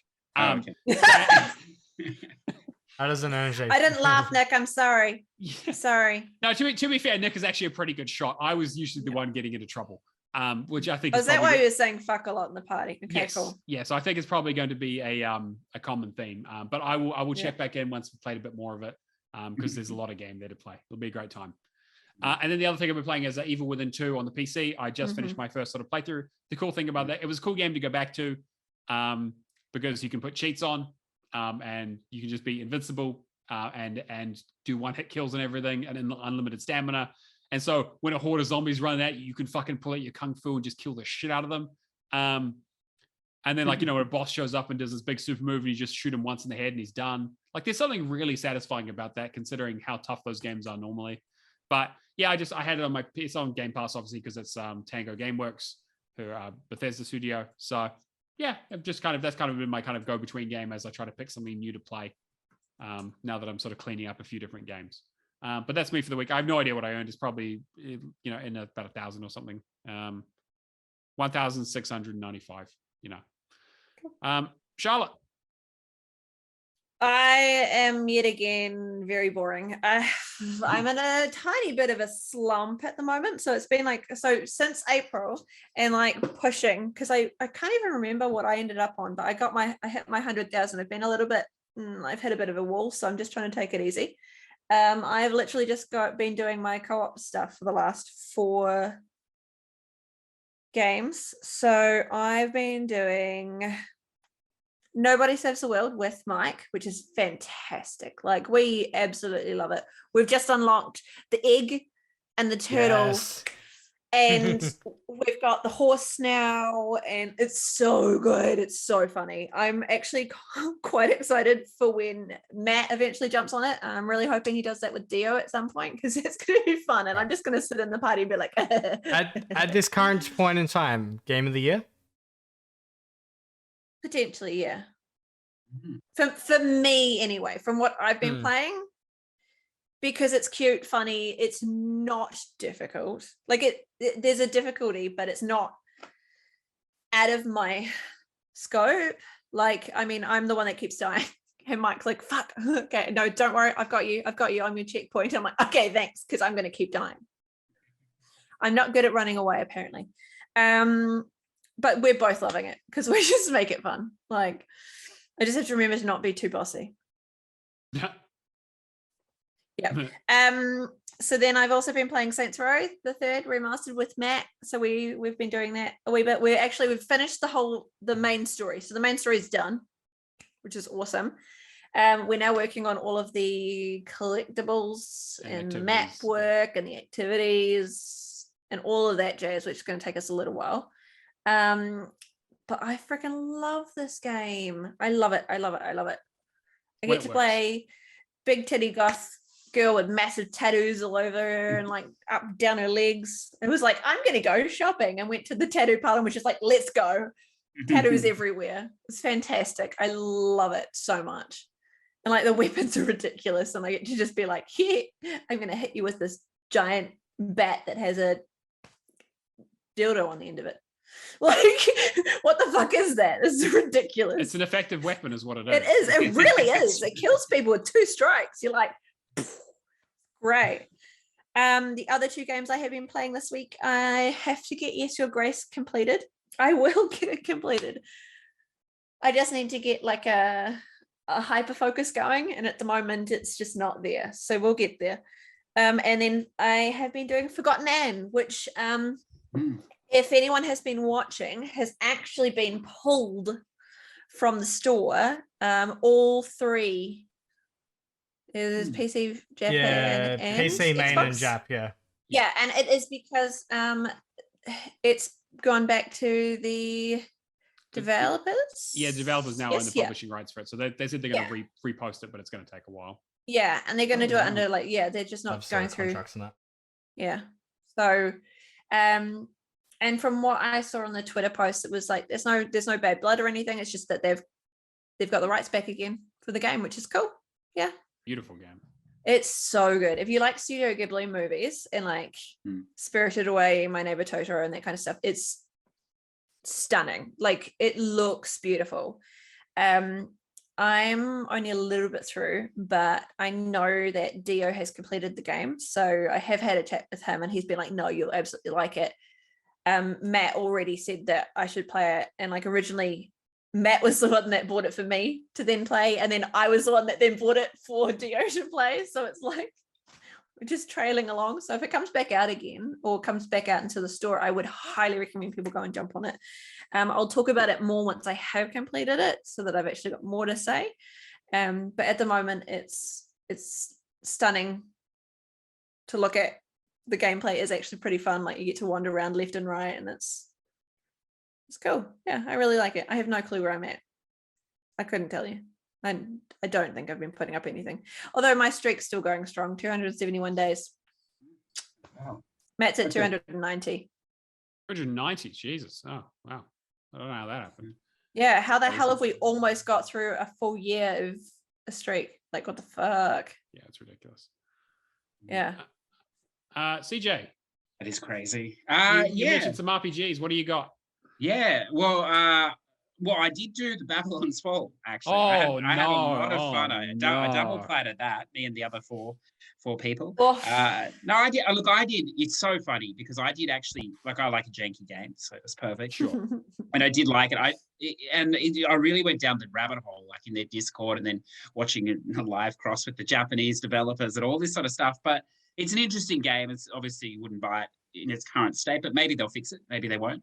The core premise is good. The loop is not. Is just they need to flesh it out, obviously. And if you like Nier, like the graphics, it's the paintbrush art style. It's fine, but I think that's what a lot of people have problems with the way it looks too. But whatever. It's probably going to die. So it's save your money. another platinum game, right? So again, Nier, Bayonetta, that's same developer. Yeah, right. Yeah. But look, I enjoyed it for what it was. I played some Kingdom Hearts 3. I finally stuck it out and didn't like the first half, but really liked the second half. But it's just the properties, I suppose. Game is the Dark Souls of Disney games. I didn't realize how tough that game is. And then so I thought, well, look, it's ballsy to make your DLC like 3 times the price of your game. Therefore, I must try it. So I jumped into the Remind, and I don't understand the story at all, but it looks good, and they're very serious. So it must be a good story. But I like looking at the pictures, so it's fine.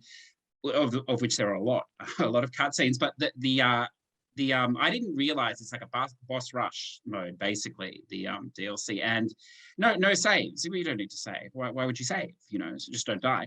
Although you can continue if you push the right option, but if you push the wrong one, you lose all your progress and go back to the game. So I learned that. But yeah, it's good. Like, I mean, if you're in the series, it's probably a really good DLC. It's a different perspective of the game, and I do like when they do that. When the DLC isn't just some random thing that happened after the game or before it. It's actually the concurrent story from a different character. So the story part is interesting, but yeah, it's tough, and it's tough too because it's one of those weird, like all RPGs, you never know what level you should be unless you look up a guide for a level, and that's a particular one because I'm not interested in the completion. So I think I was like maybe level 37 or 38. And if you do the completion, you probably would hit that DLC at level 99 maxed. But it seems to scale to a degree. So have you played it, Cameron? I know you like it. With the Kingdom Hearts 3 stuff, initially I did most of the main game. I got the level 99 achievement because there was that one in Olympus that I think grind on the stairs. Yeah, there's the area where you can get that pretty easily. Yeah. And that only took like an hour to get that achievement, so I'm like, may as well. I played bits and pieces of the DLC when Persephone's been around because Disney characters, it's easier for her to engage with. But then there's just been times that I've just had to turn it up because she wants to swap over to Baby Shark or something. So I played a little bit of it. The story's like, it's Kingdom Hearts. We need a university degree. Masters just to decipher the story. Yeah, you need a whole whiteboard session. I'll if for those in the chat, I will post the video to what you need to understand the lore. It's a very sexual game too because people are going inside people and outside there's people. There's a lot of innuendo. I think like I don't know, but I just assume that's what they're talking about. But, I don't understand. Like I understand the main story of Kingdom Hearts 3. I don't understand the DLC for the life of me. But then like as you've been talking about it, I just think of Melody and Memories, like as the standalone game, and that adds so much to the story that is understandable because it'll give you a cutscene, you'll be able to watch it, and that's it. There's like 5 cutscenes in the game, outside of like typical like worlds and that. Yeah. Are you excited for Fall? Look, I'm not a fan of it. Like, I played it because it's a game you should play, and I, as I said, like I did enjoy the properties in the set. Like these games, like you don't need to like them. If you like the properties, it's like Lego. You're going to enjoy the game. And the first set of worlds didn't interest me so much, but then I really enjoyed, from the Rapunzel onwards. I think the worlds. So it just depends. Like I played it for that more so. I don't know the overarching story by any stretch. I find it enjoyable, but I don't think they can be 2. Like, it's either nostalgia for me of 2 is too great at this point. Yeah. Or it's the fact that they've stripped away a few of the functions from 2 going into. Well, 3 took so long to come out that it's kind of like it's so strange putting 2 and 3 together as like a trilogy because obviously there's all the stuff in between that happens and all the side story stuff and all the mechanics and platform changes from like PlayStation 2 to the Game Boy Advance to the DS to PlayStation 5 or 4 to like cell phone games and like PSP stuff. Like it's nuts, and to have any kind of semblance of like proper structure is kind of a nightmare. So like understanding, like going from like 2 to 3, you'd be like, what the I was like, I feel like I lost a book of like something that happened here, and someone's like, no, you lost like 5 books. This is a problem too. Like I'll probably do the series completion at one point. I don't know if I'll get it all done this year, but I'm pretty much going to be coming onto the podcast every week. Like I just skip cutscenes because I don't understand it. I'm just going to watch a YouTube video because I play Kingdom Hearts for the gameplay. Yeah, like, that's fair. It's really like buttery smooth in terms of a hack and slash kind of. It's a good combat system, yeah. Yeah, and I mean, I've said before that I tend to skip cutscenes. I know that there's like everyone always gets a bit funny about that. Like either like I'll try and watch most of them, but I also tend to play games on mute as well, because half the time I either want to listen to my own music while I'm playing the game, or I'm in a party and I just can't have the competing sounds of the gameplay and the party chat and everything going all at once. It's too many sounds for me. I get overwhelmed. I would definitely say if you're playing Kingdom Hearts, play Kingdom Hearts 1. Don't skip those cutscenes, because I think Kingdom Hearts as a whole is a coherent story for the most part. Yeah. Like obviously, like there's the secret ending kind of stuff, but I think if you're going to experience one game, just do the original, all the cutscenes. That makes sense, and then ignore the rest. Like play the other games because they're fantastic, but don't think you're gonna understand the story. You're gonna have to rely on a YouTuber to tell you the story. I have the it. perfect tool that will help you with that if you need it. But yeah, it's ridiculous. Yeah. But you can play it like you can play it as an RPG. I think without it's there's some infuriating level design in the early parts of that game. That's the predominant thing I had. What are the early levels? The Toy Story one in particular is some very, very poor level design choice in that game, and I don't care if you're a fan or not. If you don't see that, you're making excuses, and to the point where it's not even clear where you need to go. And it's a linear game by and large, but the game becomes more linear. And the ironic thing is, once you get towards the end, it actually becomes a Final Fantasy game more than a Disney game, which maybe I enjoyed, even more. I think, but it's definitely you can play it, without playing the others. I did. I enjoyed it still. Yeah. Well, I'm sure you'd get more out of it, as you're saying, if you understood for sure why people are going inside and out of each other and all this sort of business. Yeah. More than out of context. Yeah, it is. But it's funny though, because the other ones have been like Ghostwire, which you guys haven't played yet. So it'll be interesting to hear your opinion, because it's a really it's like, it's Shinji Mikami, isn't it, the Resident Evil guy? And so it's a combination of Control and a combination of an open world Assassin's game, or a Ubi game, really, with really a lack of understanding of how to get an achievement. I hope they fix your achievement list, because the problem is you finish the game and you still have half the achievement list to do. And the way it sort of works is that's how it's going to be. So it's just boring, grinding stuff in a way. So it's a strange thing. Like you'd spend 15 hours doing the story and stuff you need to do to unlock everything, and then maybe another 15 hours of random collectible crap. And it's a bit, you'll see when you play collecting these things. I won't say, but it's interesting. So it's definitely worth playing. And then I'll throw out another one, because I'm not a real Square kid, and unfortunately, till Phil does something, you can't participate in a lot of good Square things. And they released this FMV. It's called the Centennial Case, a Shinjami story. I don't know if you've seen anything about it. No, I haven't actually. This is the first I'm hearing about it. Yeah, it came out this week, and I love FMVs for the cheesiness, the wonderful or whatever else, but they all played loosely the same. I don't know if you played that Uncle one recently, wonderfully garbage or whatever, but this is different. Like obviously it's all in Japanese, but it's dubbed to English if you want, and it's a murder mystery, and it's done in a series of cases. It's much longer than the others, probably about 15 hours, 15 to 18 hours, and there's a lot of deduction as well. It's sort of almost done like it's all filmed, and then the deduction parts are done in this simulator type thing Right. on the top. And it's really like I finished the second case last night, and I made many errors in the end. It's really not obvious, which most FMVs are by the time you put time into it. It's not obvious at all, and there's the Japanese quirk, and it's really well done. So I hope it does come across, or I think it's on PC. It's definitely worth a look. And then the only other one, because I know it's on Game Pass, I'm playing it for the platinum because it's an easy platinum, I think, is the, I don't know how to say it, the Eudian Chronicles. It came out this week. Enchiridion. Enchiridion, yeah.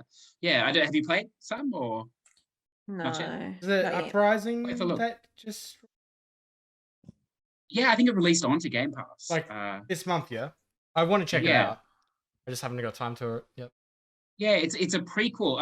Prequel. The main game is coming out next year. That's right. I remember when they Okay. showed it at E3. They were like, "Here, Yeah. kickstart this, and we'll do a prequel thing for it, and you play that first." And yeah, right. Yeah, but I mean, it's about I'd say it's about a 15-hour completion. It rewards, like, you're constantly getting rewarded, with, it's all fetch quests or whatever, but it's very Dust Elysian Taylor. Oh, Did you get okay, that? right.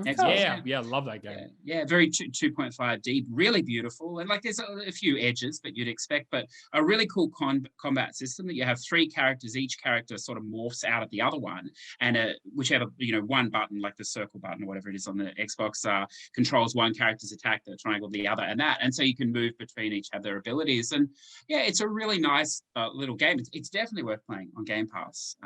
There, I think it's quite cheap anyway if you don't have it, but yeah, it's quite enjoyable. So they're good. It's name's different. It's not Enchiridion. That's different. You're thinking of I'm not sure how to pronounce it. Euden. Yeah, Euden. Yeah, that's it. Yeah. Euden I'm not sure Chronicles. how to- They never say. There's no voice acting in the game, so no one Right. says the name, which is annoying. yeah, maybe they don't even know how to pronounce it. They're Yeah, just like, Euden. I think it's Euden. Yeah, it's nice. It may be less than 15 hours because I see people can do it in a day or a day and a half. So, but it's just a like a relaxing. And I think it's one of these games where you'll naturally get the completion just by doing all the quests and collectings and things. So yeah, I'm quite enjoying it. It's good. Yeah. I'll put that on the list.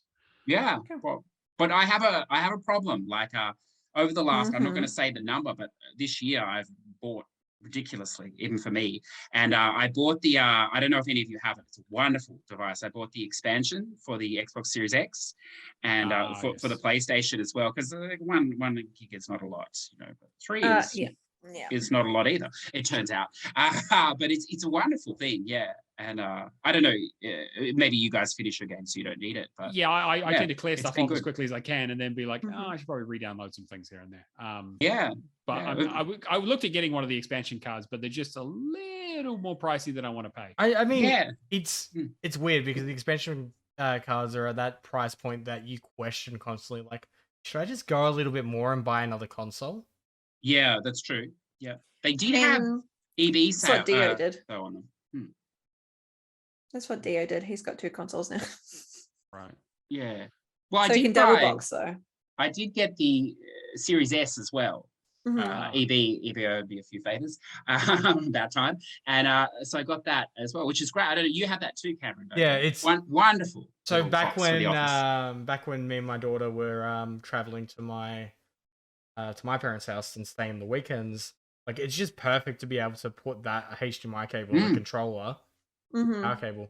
I don't have to worry about like even the I personally won't get one because of the price for the X screens, but I can understand the people's want to actually have like that portability as a console. Yeah.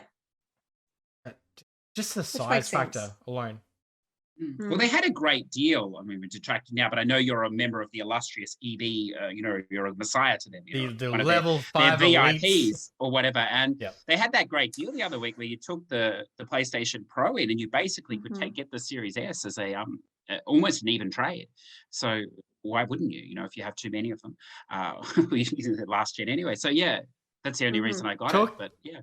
Talking about EV stories, this is a great one that I don't think I brought up on the podcast, but like I've been really getting to Switch game collecting. Like some of them have actually been doing some decent stuff. I went in to trade 2 of the games that I bought. Like I bought the digital versions of 2 games that were like worth $10, so I did the 2 trade in for $19 for the Nintendo Switch Sports. I somehow ended up leaving with $10. Oh, yes, that's right. And I asked her, I'm just like, are you sure you're doing this right? She's like, yeah, no, you get $10 back. I'm like, okay, I thought I was under the impression I had to pay $19. I didn't question it any further because I knew she was wrong.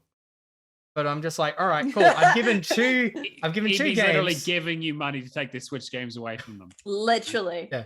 They're paying you money to take the Switch games. There's a good trick if you trade in a whole lot of stuff and there's nothing you want. I didn't know this. You got to do something with it.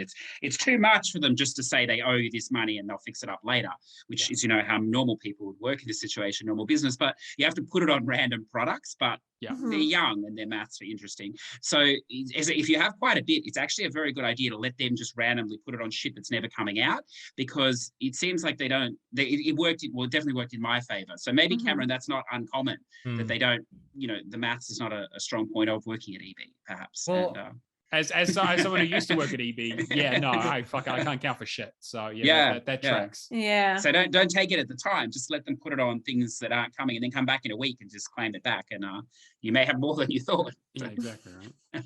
I just thought it was that funny at the time, and then Nintendo Switch Sports is a pretty good game. Like just to do the bowling. Oh, is it? You're doing that one? Yeah, that's true. There's so many. You don't play JRPGs, but we're playing Bravely Default 2 on that. It's excellent. Yes. Triangle Strategy. And the new Kirby game as well is good too. So, Kirby games many one of the only one I haven't got at the moment that I'm interested in. Yeah. Oh. Be careful. This is what happens, Cameron, and then you just everywhere. I've got my trophy. I don't need to keep hunting. I don't mean that. It's just you look at them all, and then, like you mentioned, Jurassic Evolution is now on Game Pass. I'm like, oh, well, I can take that back then. So unopened. Haven't even looked at it yet. Yeah, exactly. Charlotte, do you want to quickly go through leaderboards? Yes, I have it open here and I can do completions afterwards. So in third place this week, we have Mephisto for the win with 6,215 gamer score. So he's still floating around there. He's not putting up score. He's getting back into it. Yeah, he's getting back into it. Again, probably, like as you said, he's probably just coming off of G-Task and is like, okay, right now I'm getting back into it again. And second place, we have Valaxy, my boyfriend, Dio, on 6,330. In first place, again, we have Mark B with 16,505, which is pretty cool. Crazy. Yeah. And then completion shout outs. I'm also going to pull up one other thing. That's in 1 week, isn't it? That's 1 week. Yeah. So quite a bit of score to put out in a week. Yeah. Degenerates do you have in your community? Way too many. Well, we're a niche of a niche of a niche. I was going to say most of them end up guesting on the podcast. Okay, look, so CJ, right. CJ, you say that, but I could read out your Discord name on stream. Yeah, well, there's nothing wrong with it. You've got to own it, Cameron. This is what I said, and I own my German racing name. I may one day be picked up by Mercedes for esports, and Tiny Schlong will be ready for it. Yes. Yep. You can get that name through in MotoGP 22 online as well. I found that out. Fantastic. Doesn't go through many games, but it goes through that one. Just the specific ones it comes through, so that's fine. I spend a lot of time on that. They should have an achievement for that. Okay, so this week completions, we have Chaos Phoenix with Dragon Quest 11. We have Valaxy with Remnant, Yes Your Grace, and Forgotten Anne. Forgotten Anne, sorry.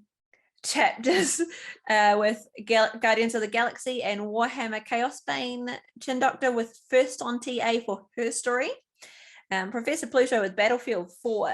Happy Moogles with Mega Man Legacy Collection. That's a very fucking good. That's crazy. Yeah, it's real cool. Kruger with Elden Ring. Baron von Neumann with Turnip Boy and Grounded. Rapture with Demon Slayer and a trash pile. As usual. And then Ninja Hawk with Gun. He seems a little upset when I sent him that video. But you didn't mention it. It was probably a few weeks ago, but I saw you did that Demon Slayer as well, Neo. It's a great game.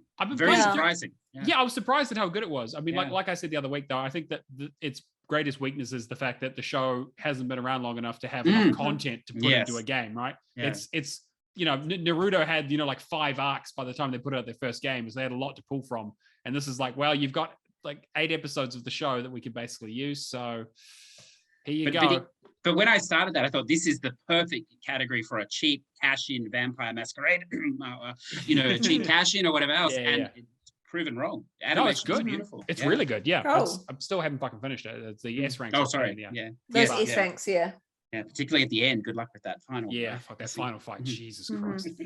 Giving him like 2 health bars is massively unfair.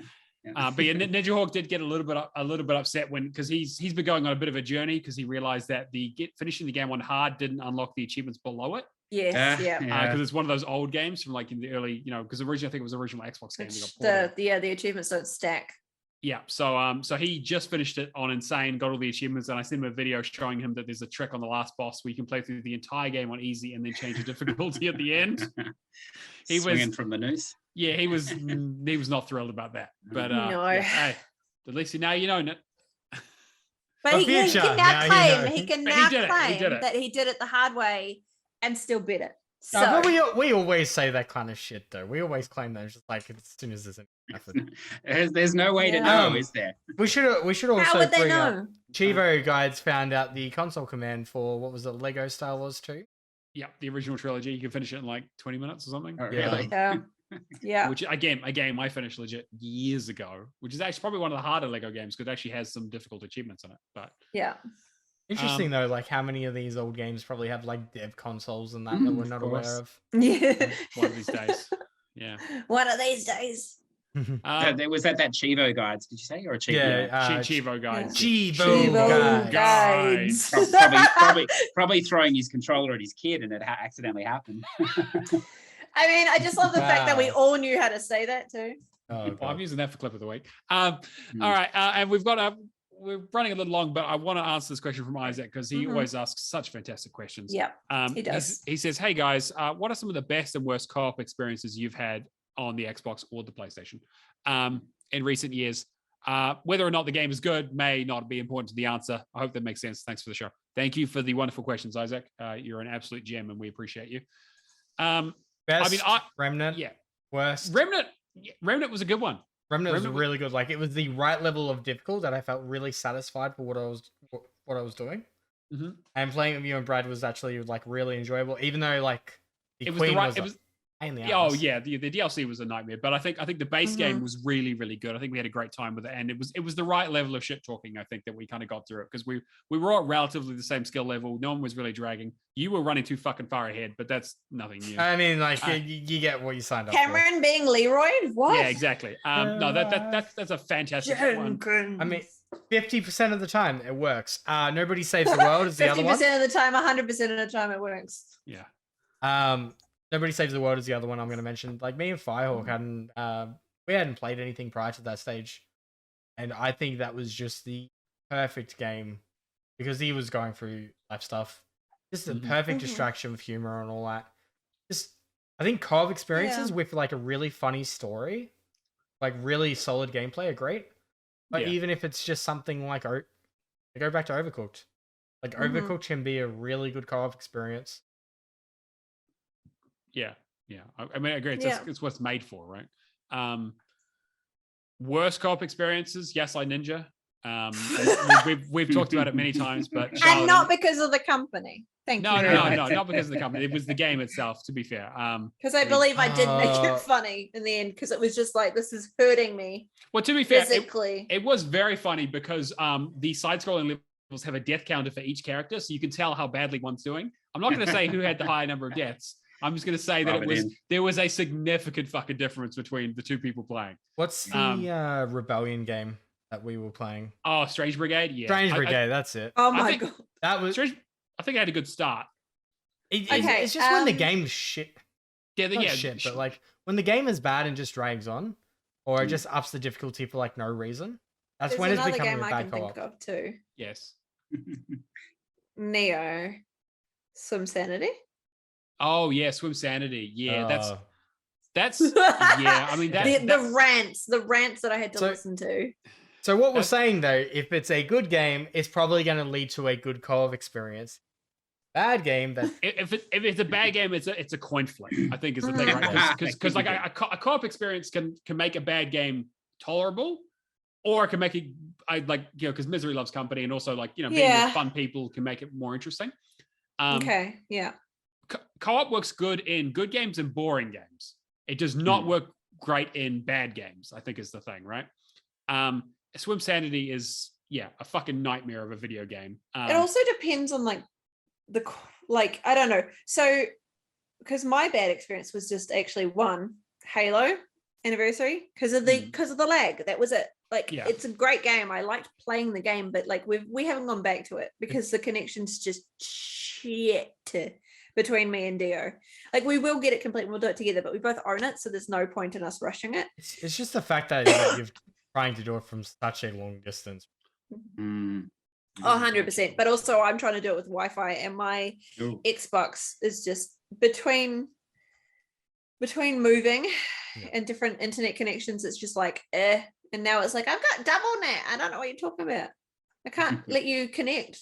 We had so many issues with Saints Row today just trying to play, and it was disconnecting. So I think once I get that sorted, it should be okay. But yeah, my favorite was, I've got two actually. Fogs. Both times. Fogs is one of both the best. times I ran through it with you and then with Dio because I one of the best co-op games Fogs. I've ever played. Yeah, but you didn't play it co-op. I know. I can't really talk about it. I've got another one in a second though. And then Nobody Saves the World. Both of those two, fantastic. And I do love playing Saints Row. That is actually pretty fun when it doesn't disconnect. Back when the original Destiny came out, I kind of had a kind of crew that I used to, and Flawless Raider was one of the biggest pain in the ass achievements in that game, which was essentially going for a raid, none of you's dying, yeah?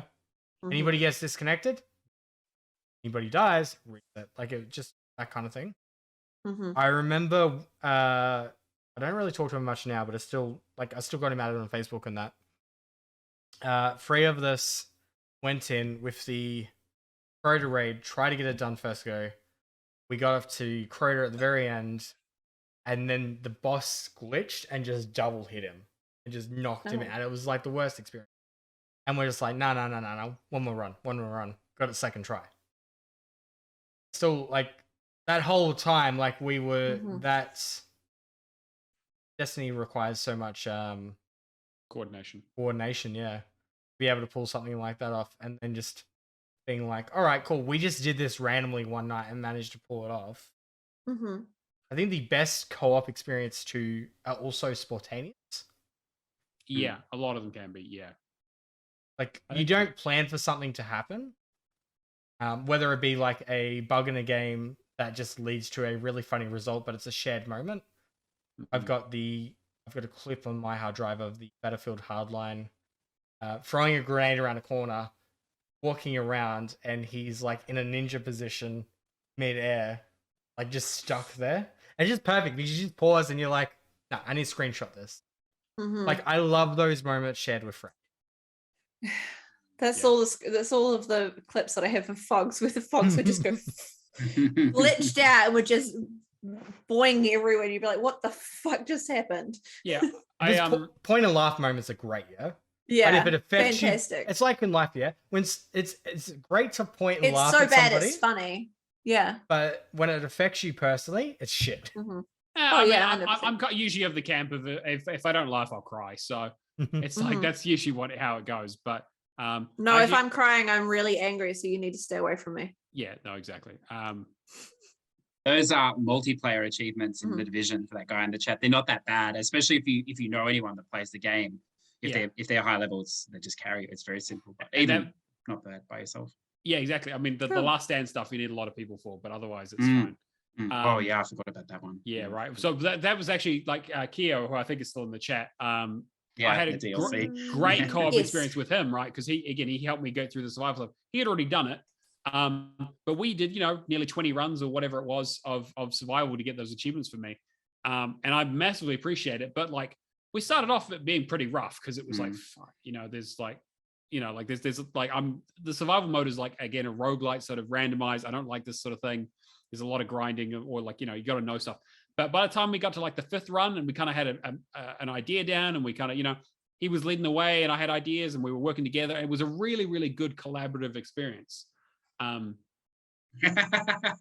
So, yeah, I'm hiding it from all you Xbox trolls. I know what you guys are playing. Yeah, it's definitely not Sony Pony. I'm going to throw 2 out. Yeah, affectatious on Sony Pony. I'm going to throw 2 out. My favorite one is opposite. It's not spontaneous at all. Was Savage Clear on the turn 2 set of dungeons in Final Fantasy 14. Took about 2 weeks.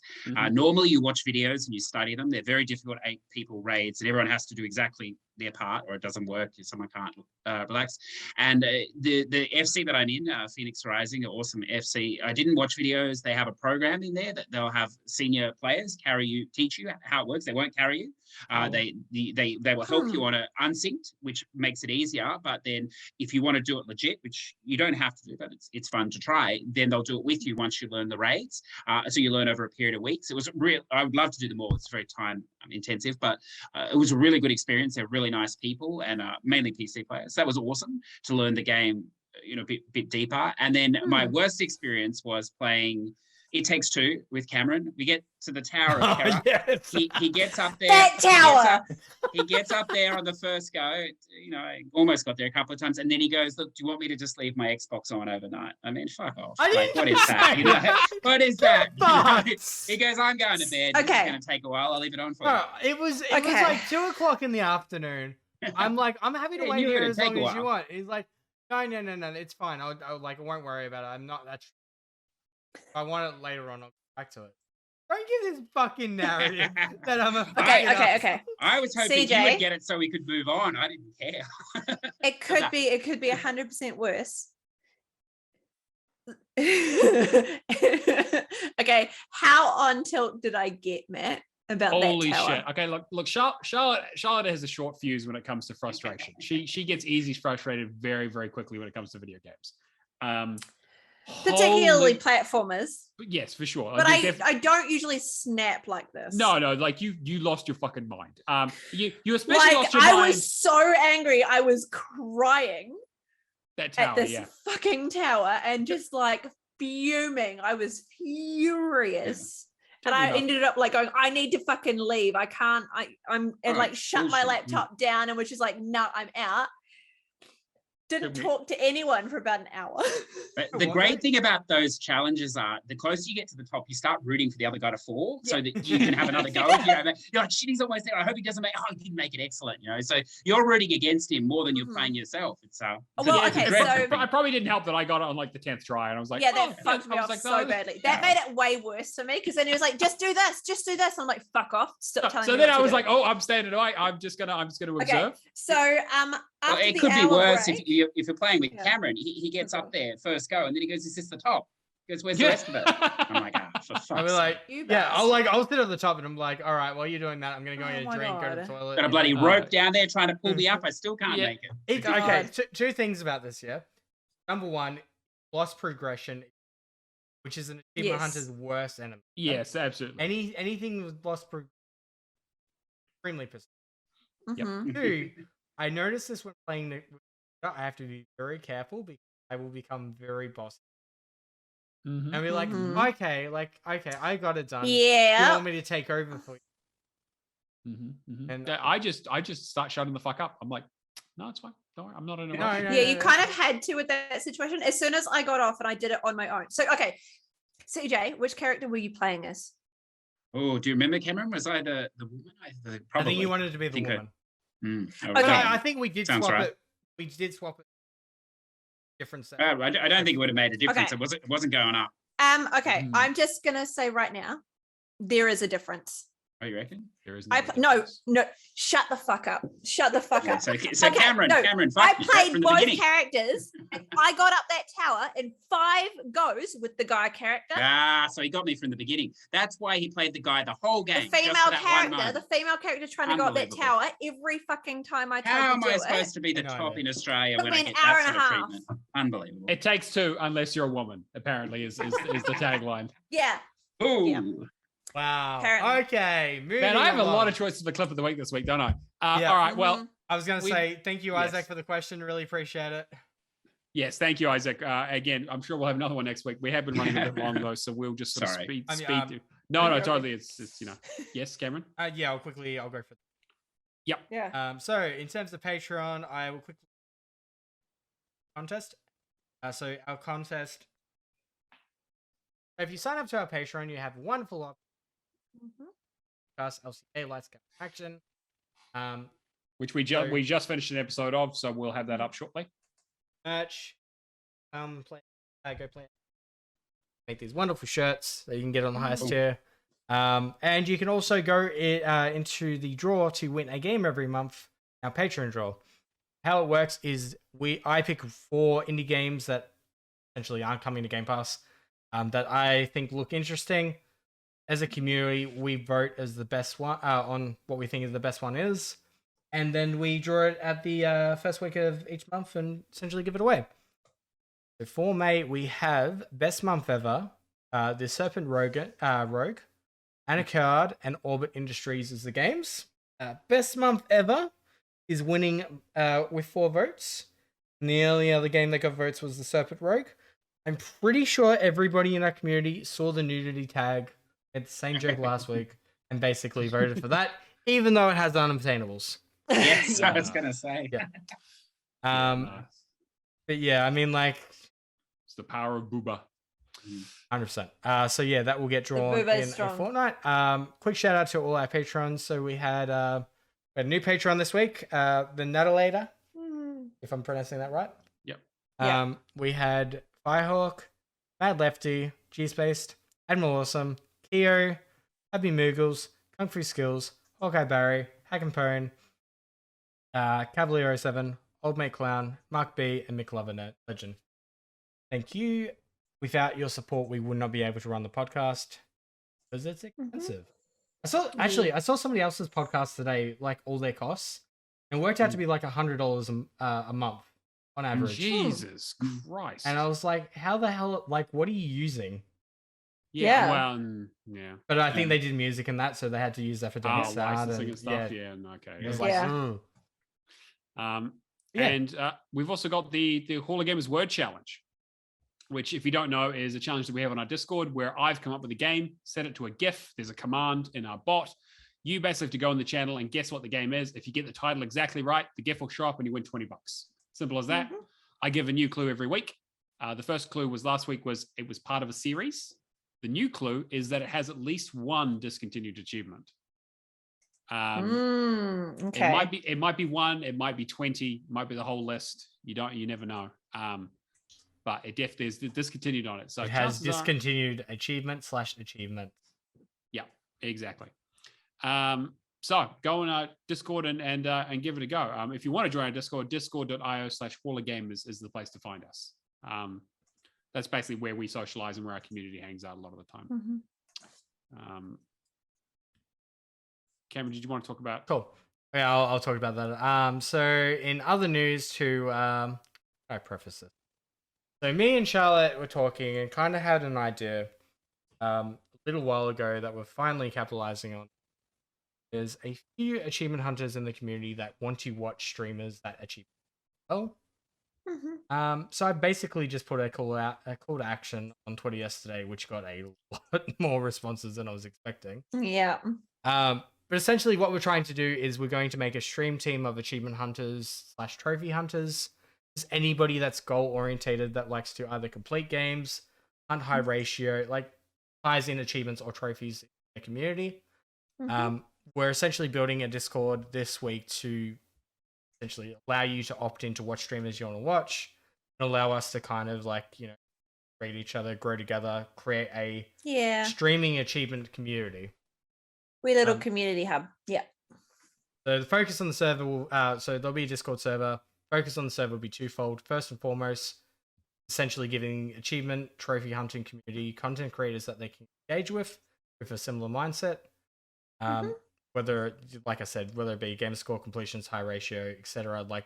As long as they got a goal, we want them to be a part of that community. Second, we'll allow streamers to network. We can run events like having Jackbox Party Pack streams and that. Do co-op games together. We might be able to get some more co-op gamers together streaming games at the same time. Mhm. I know, like personally, like James out chapters who had on the podcast before. I love to just jump in these streams because playing Jedi Fallen Order at the same time. I don't want to just like lurk for half an hour at the start of my workday, find out what he's playing, find out where he is, and go, we're all like competitive. Can I catch him? Can I put in a few hours when he's asleep and try and... The answer when it comes to chapters is no, that man is a machine. Yeah, he's pretty good. He's nuts. It's amazing. I just sit there and just chat to him. Like I pop in and out of most of my friends' streams just to go and hype them up and chat with them, and it's nice to have that little bit of community and like-minded people who are good people. Yeah. Band together, because this you mutually support each other and grow. And then this guy, this Neo, he's okay, but he's not the best. There's someone out there waiting. There's someone's time is coming, and I'm hoping together you please. can. Yeah. I've seen what happens when you supposedly give up. So yeah, And don't forget that real challenge is still there. I'm only like 1.5 million behind now. You know what they That's say don't about forget. these individuals with like over 2 million gamer score? They're only entertaining on a podcast. They're not entertaining as a streamer. So we need to capitalize on that market. Oh yeah, fuck no. We'll take over. I couldn't stream for the life of Me here with my 110,000. I'm coming for you. So I got a few questions like, oh, what's going to happen with Hog and all that. Hog will just continue as it. Oh yeah. already is Nothing's happening with existing. Hog. This is just a separate endeavor that me and Charlotte were interested in pursuing, just to kind of like let streamers carry that community and just coexist and help each other out and grow together.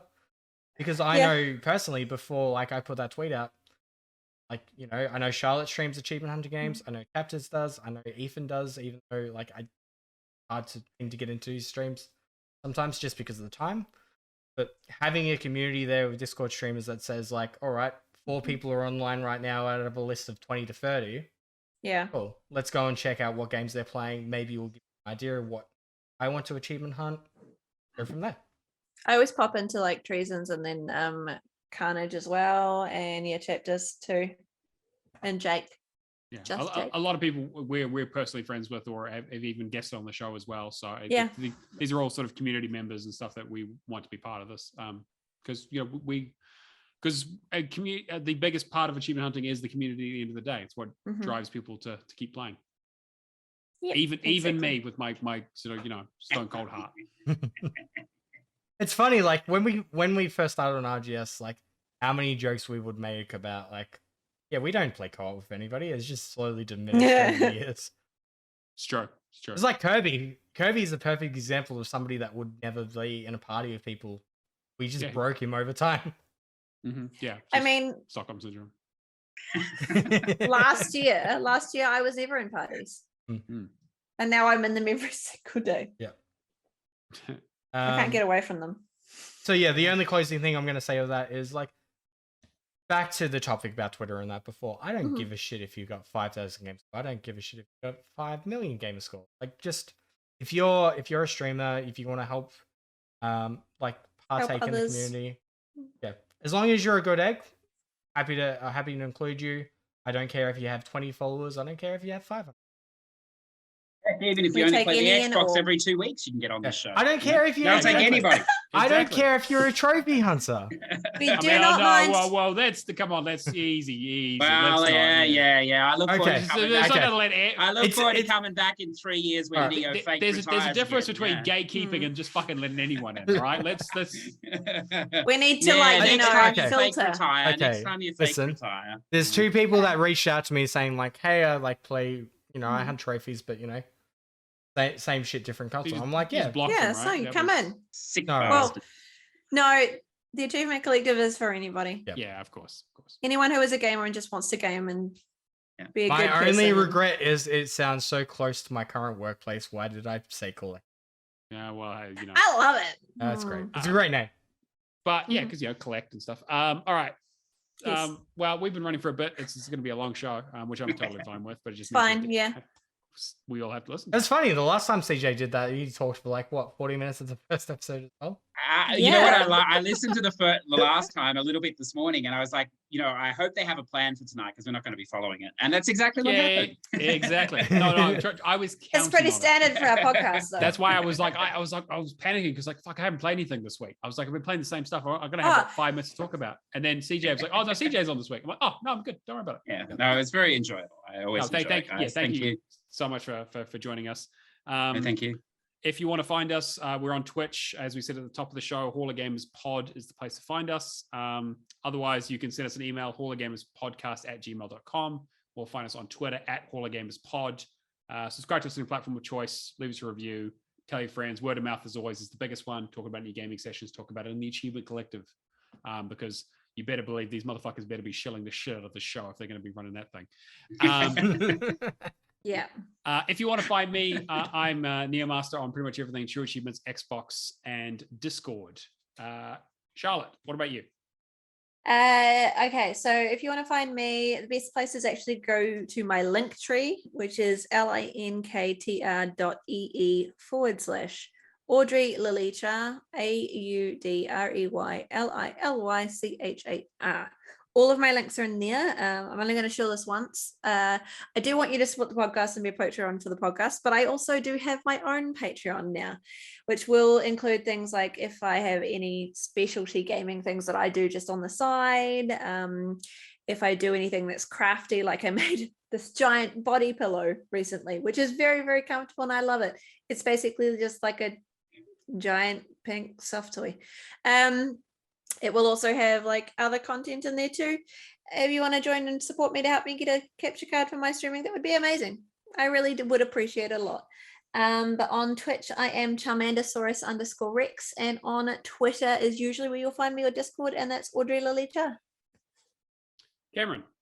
Shadowless Edge and pretty much everything with an underscore or without, or with a space in between. Fucking figure it out. Yeah, figure If you it out. find him, you find him. I mean, like, look, just go to my Twitter. That's pretty much got like links to my every other social. Mm-hmm. But yeah, like other than that, planning for PAX later in the year. We'll talk more about that. I'm excited. Now that I'm in marketing, God, there's so much damage. Not damage. Damage is the wrong word. There's so much good I can do in the world. Yeah, I said no marketer ever. CJ, what about you? Affectatious Donk on the Pony Box, Sony Pony to you on the Xbox. And if you are Toto Wolff and Mercedes looking to replace Lewis with a hot date for George Russell, I'm the Tiny Schlong. You can find me, so I'm always keen. I'm always keen to pick it up. I wanted you to say at the very end. I was leaving that totally open to you. I'll change it for anyone friend requesting, and except unless it's Toto. And you can find me, of course, Cameron, on the Xbox store or the PlayStation store. That's where I live. Wonderful. Well, thank you all for joining us. Thank you especially to CJ for guesting. Oh, thank you guys. It was lovely to meet you, Char, as well. Nice to meet you too. And thank you to my co-hosts for being wonderful human beings. That's the end of episode 38, and we will catch you guys next week. Peace out.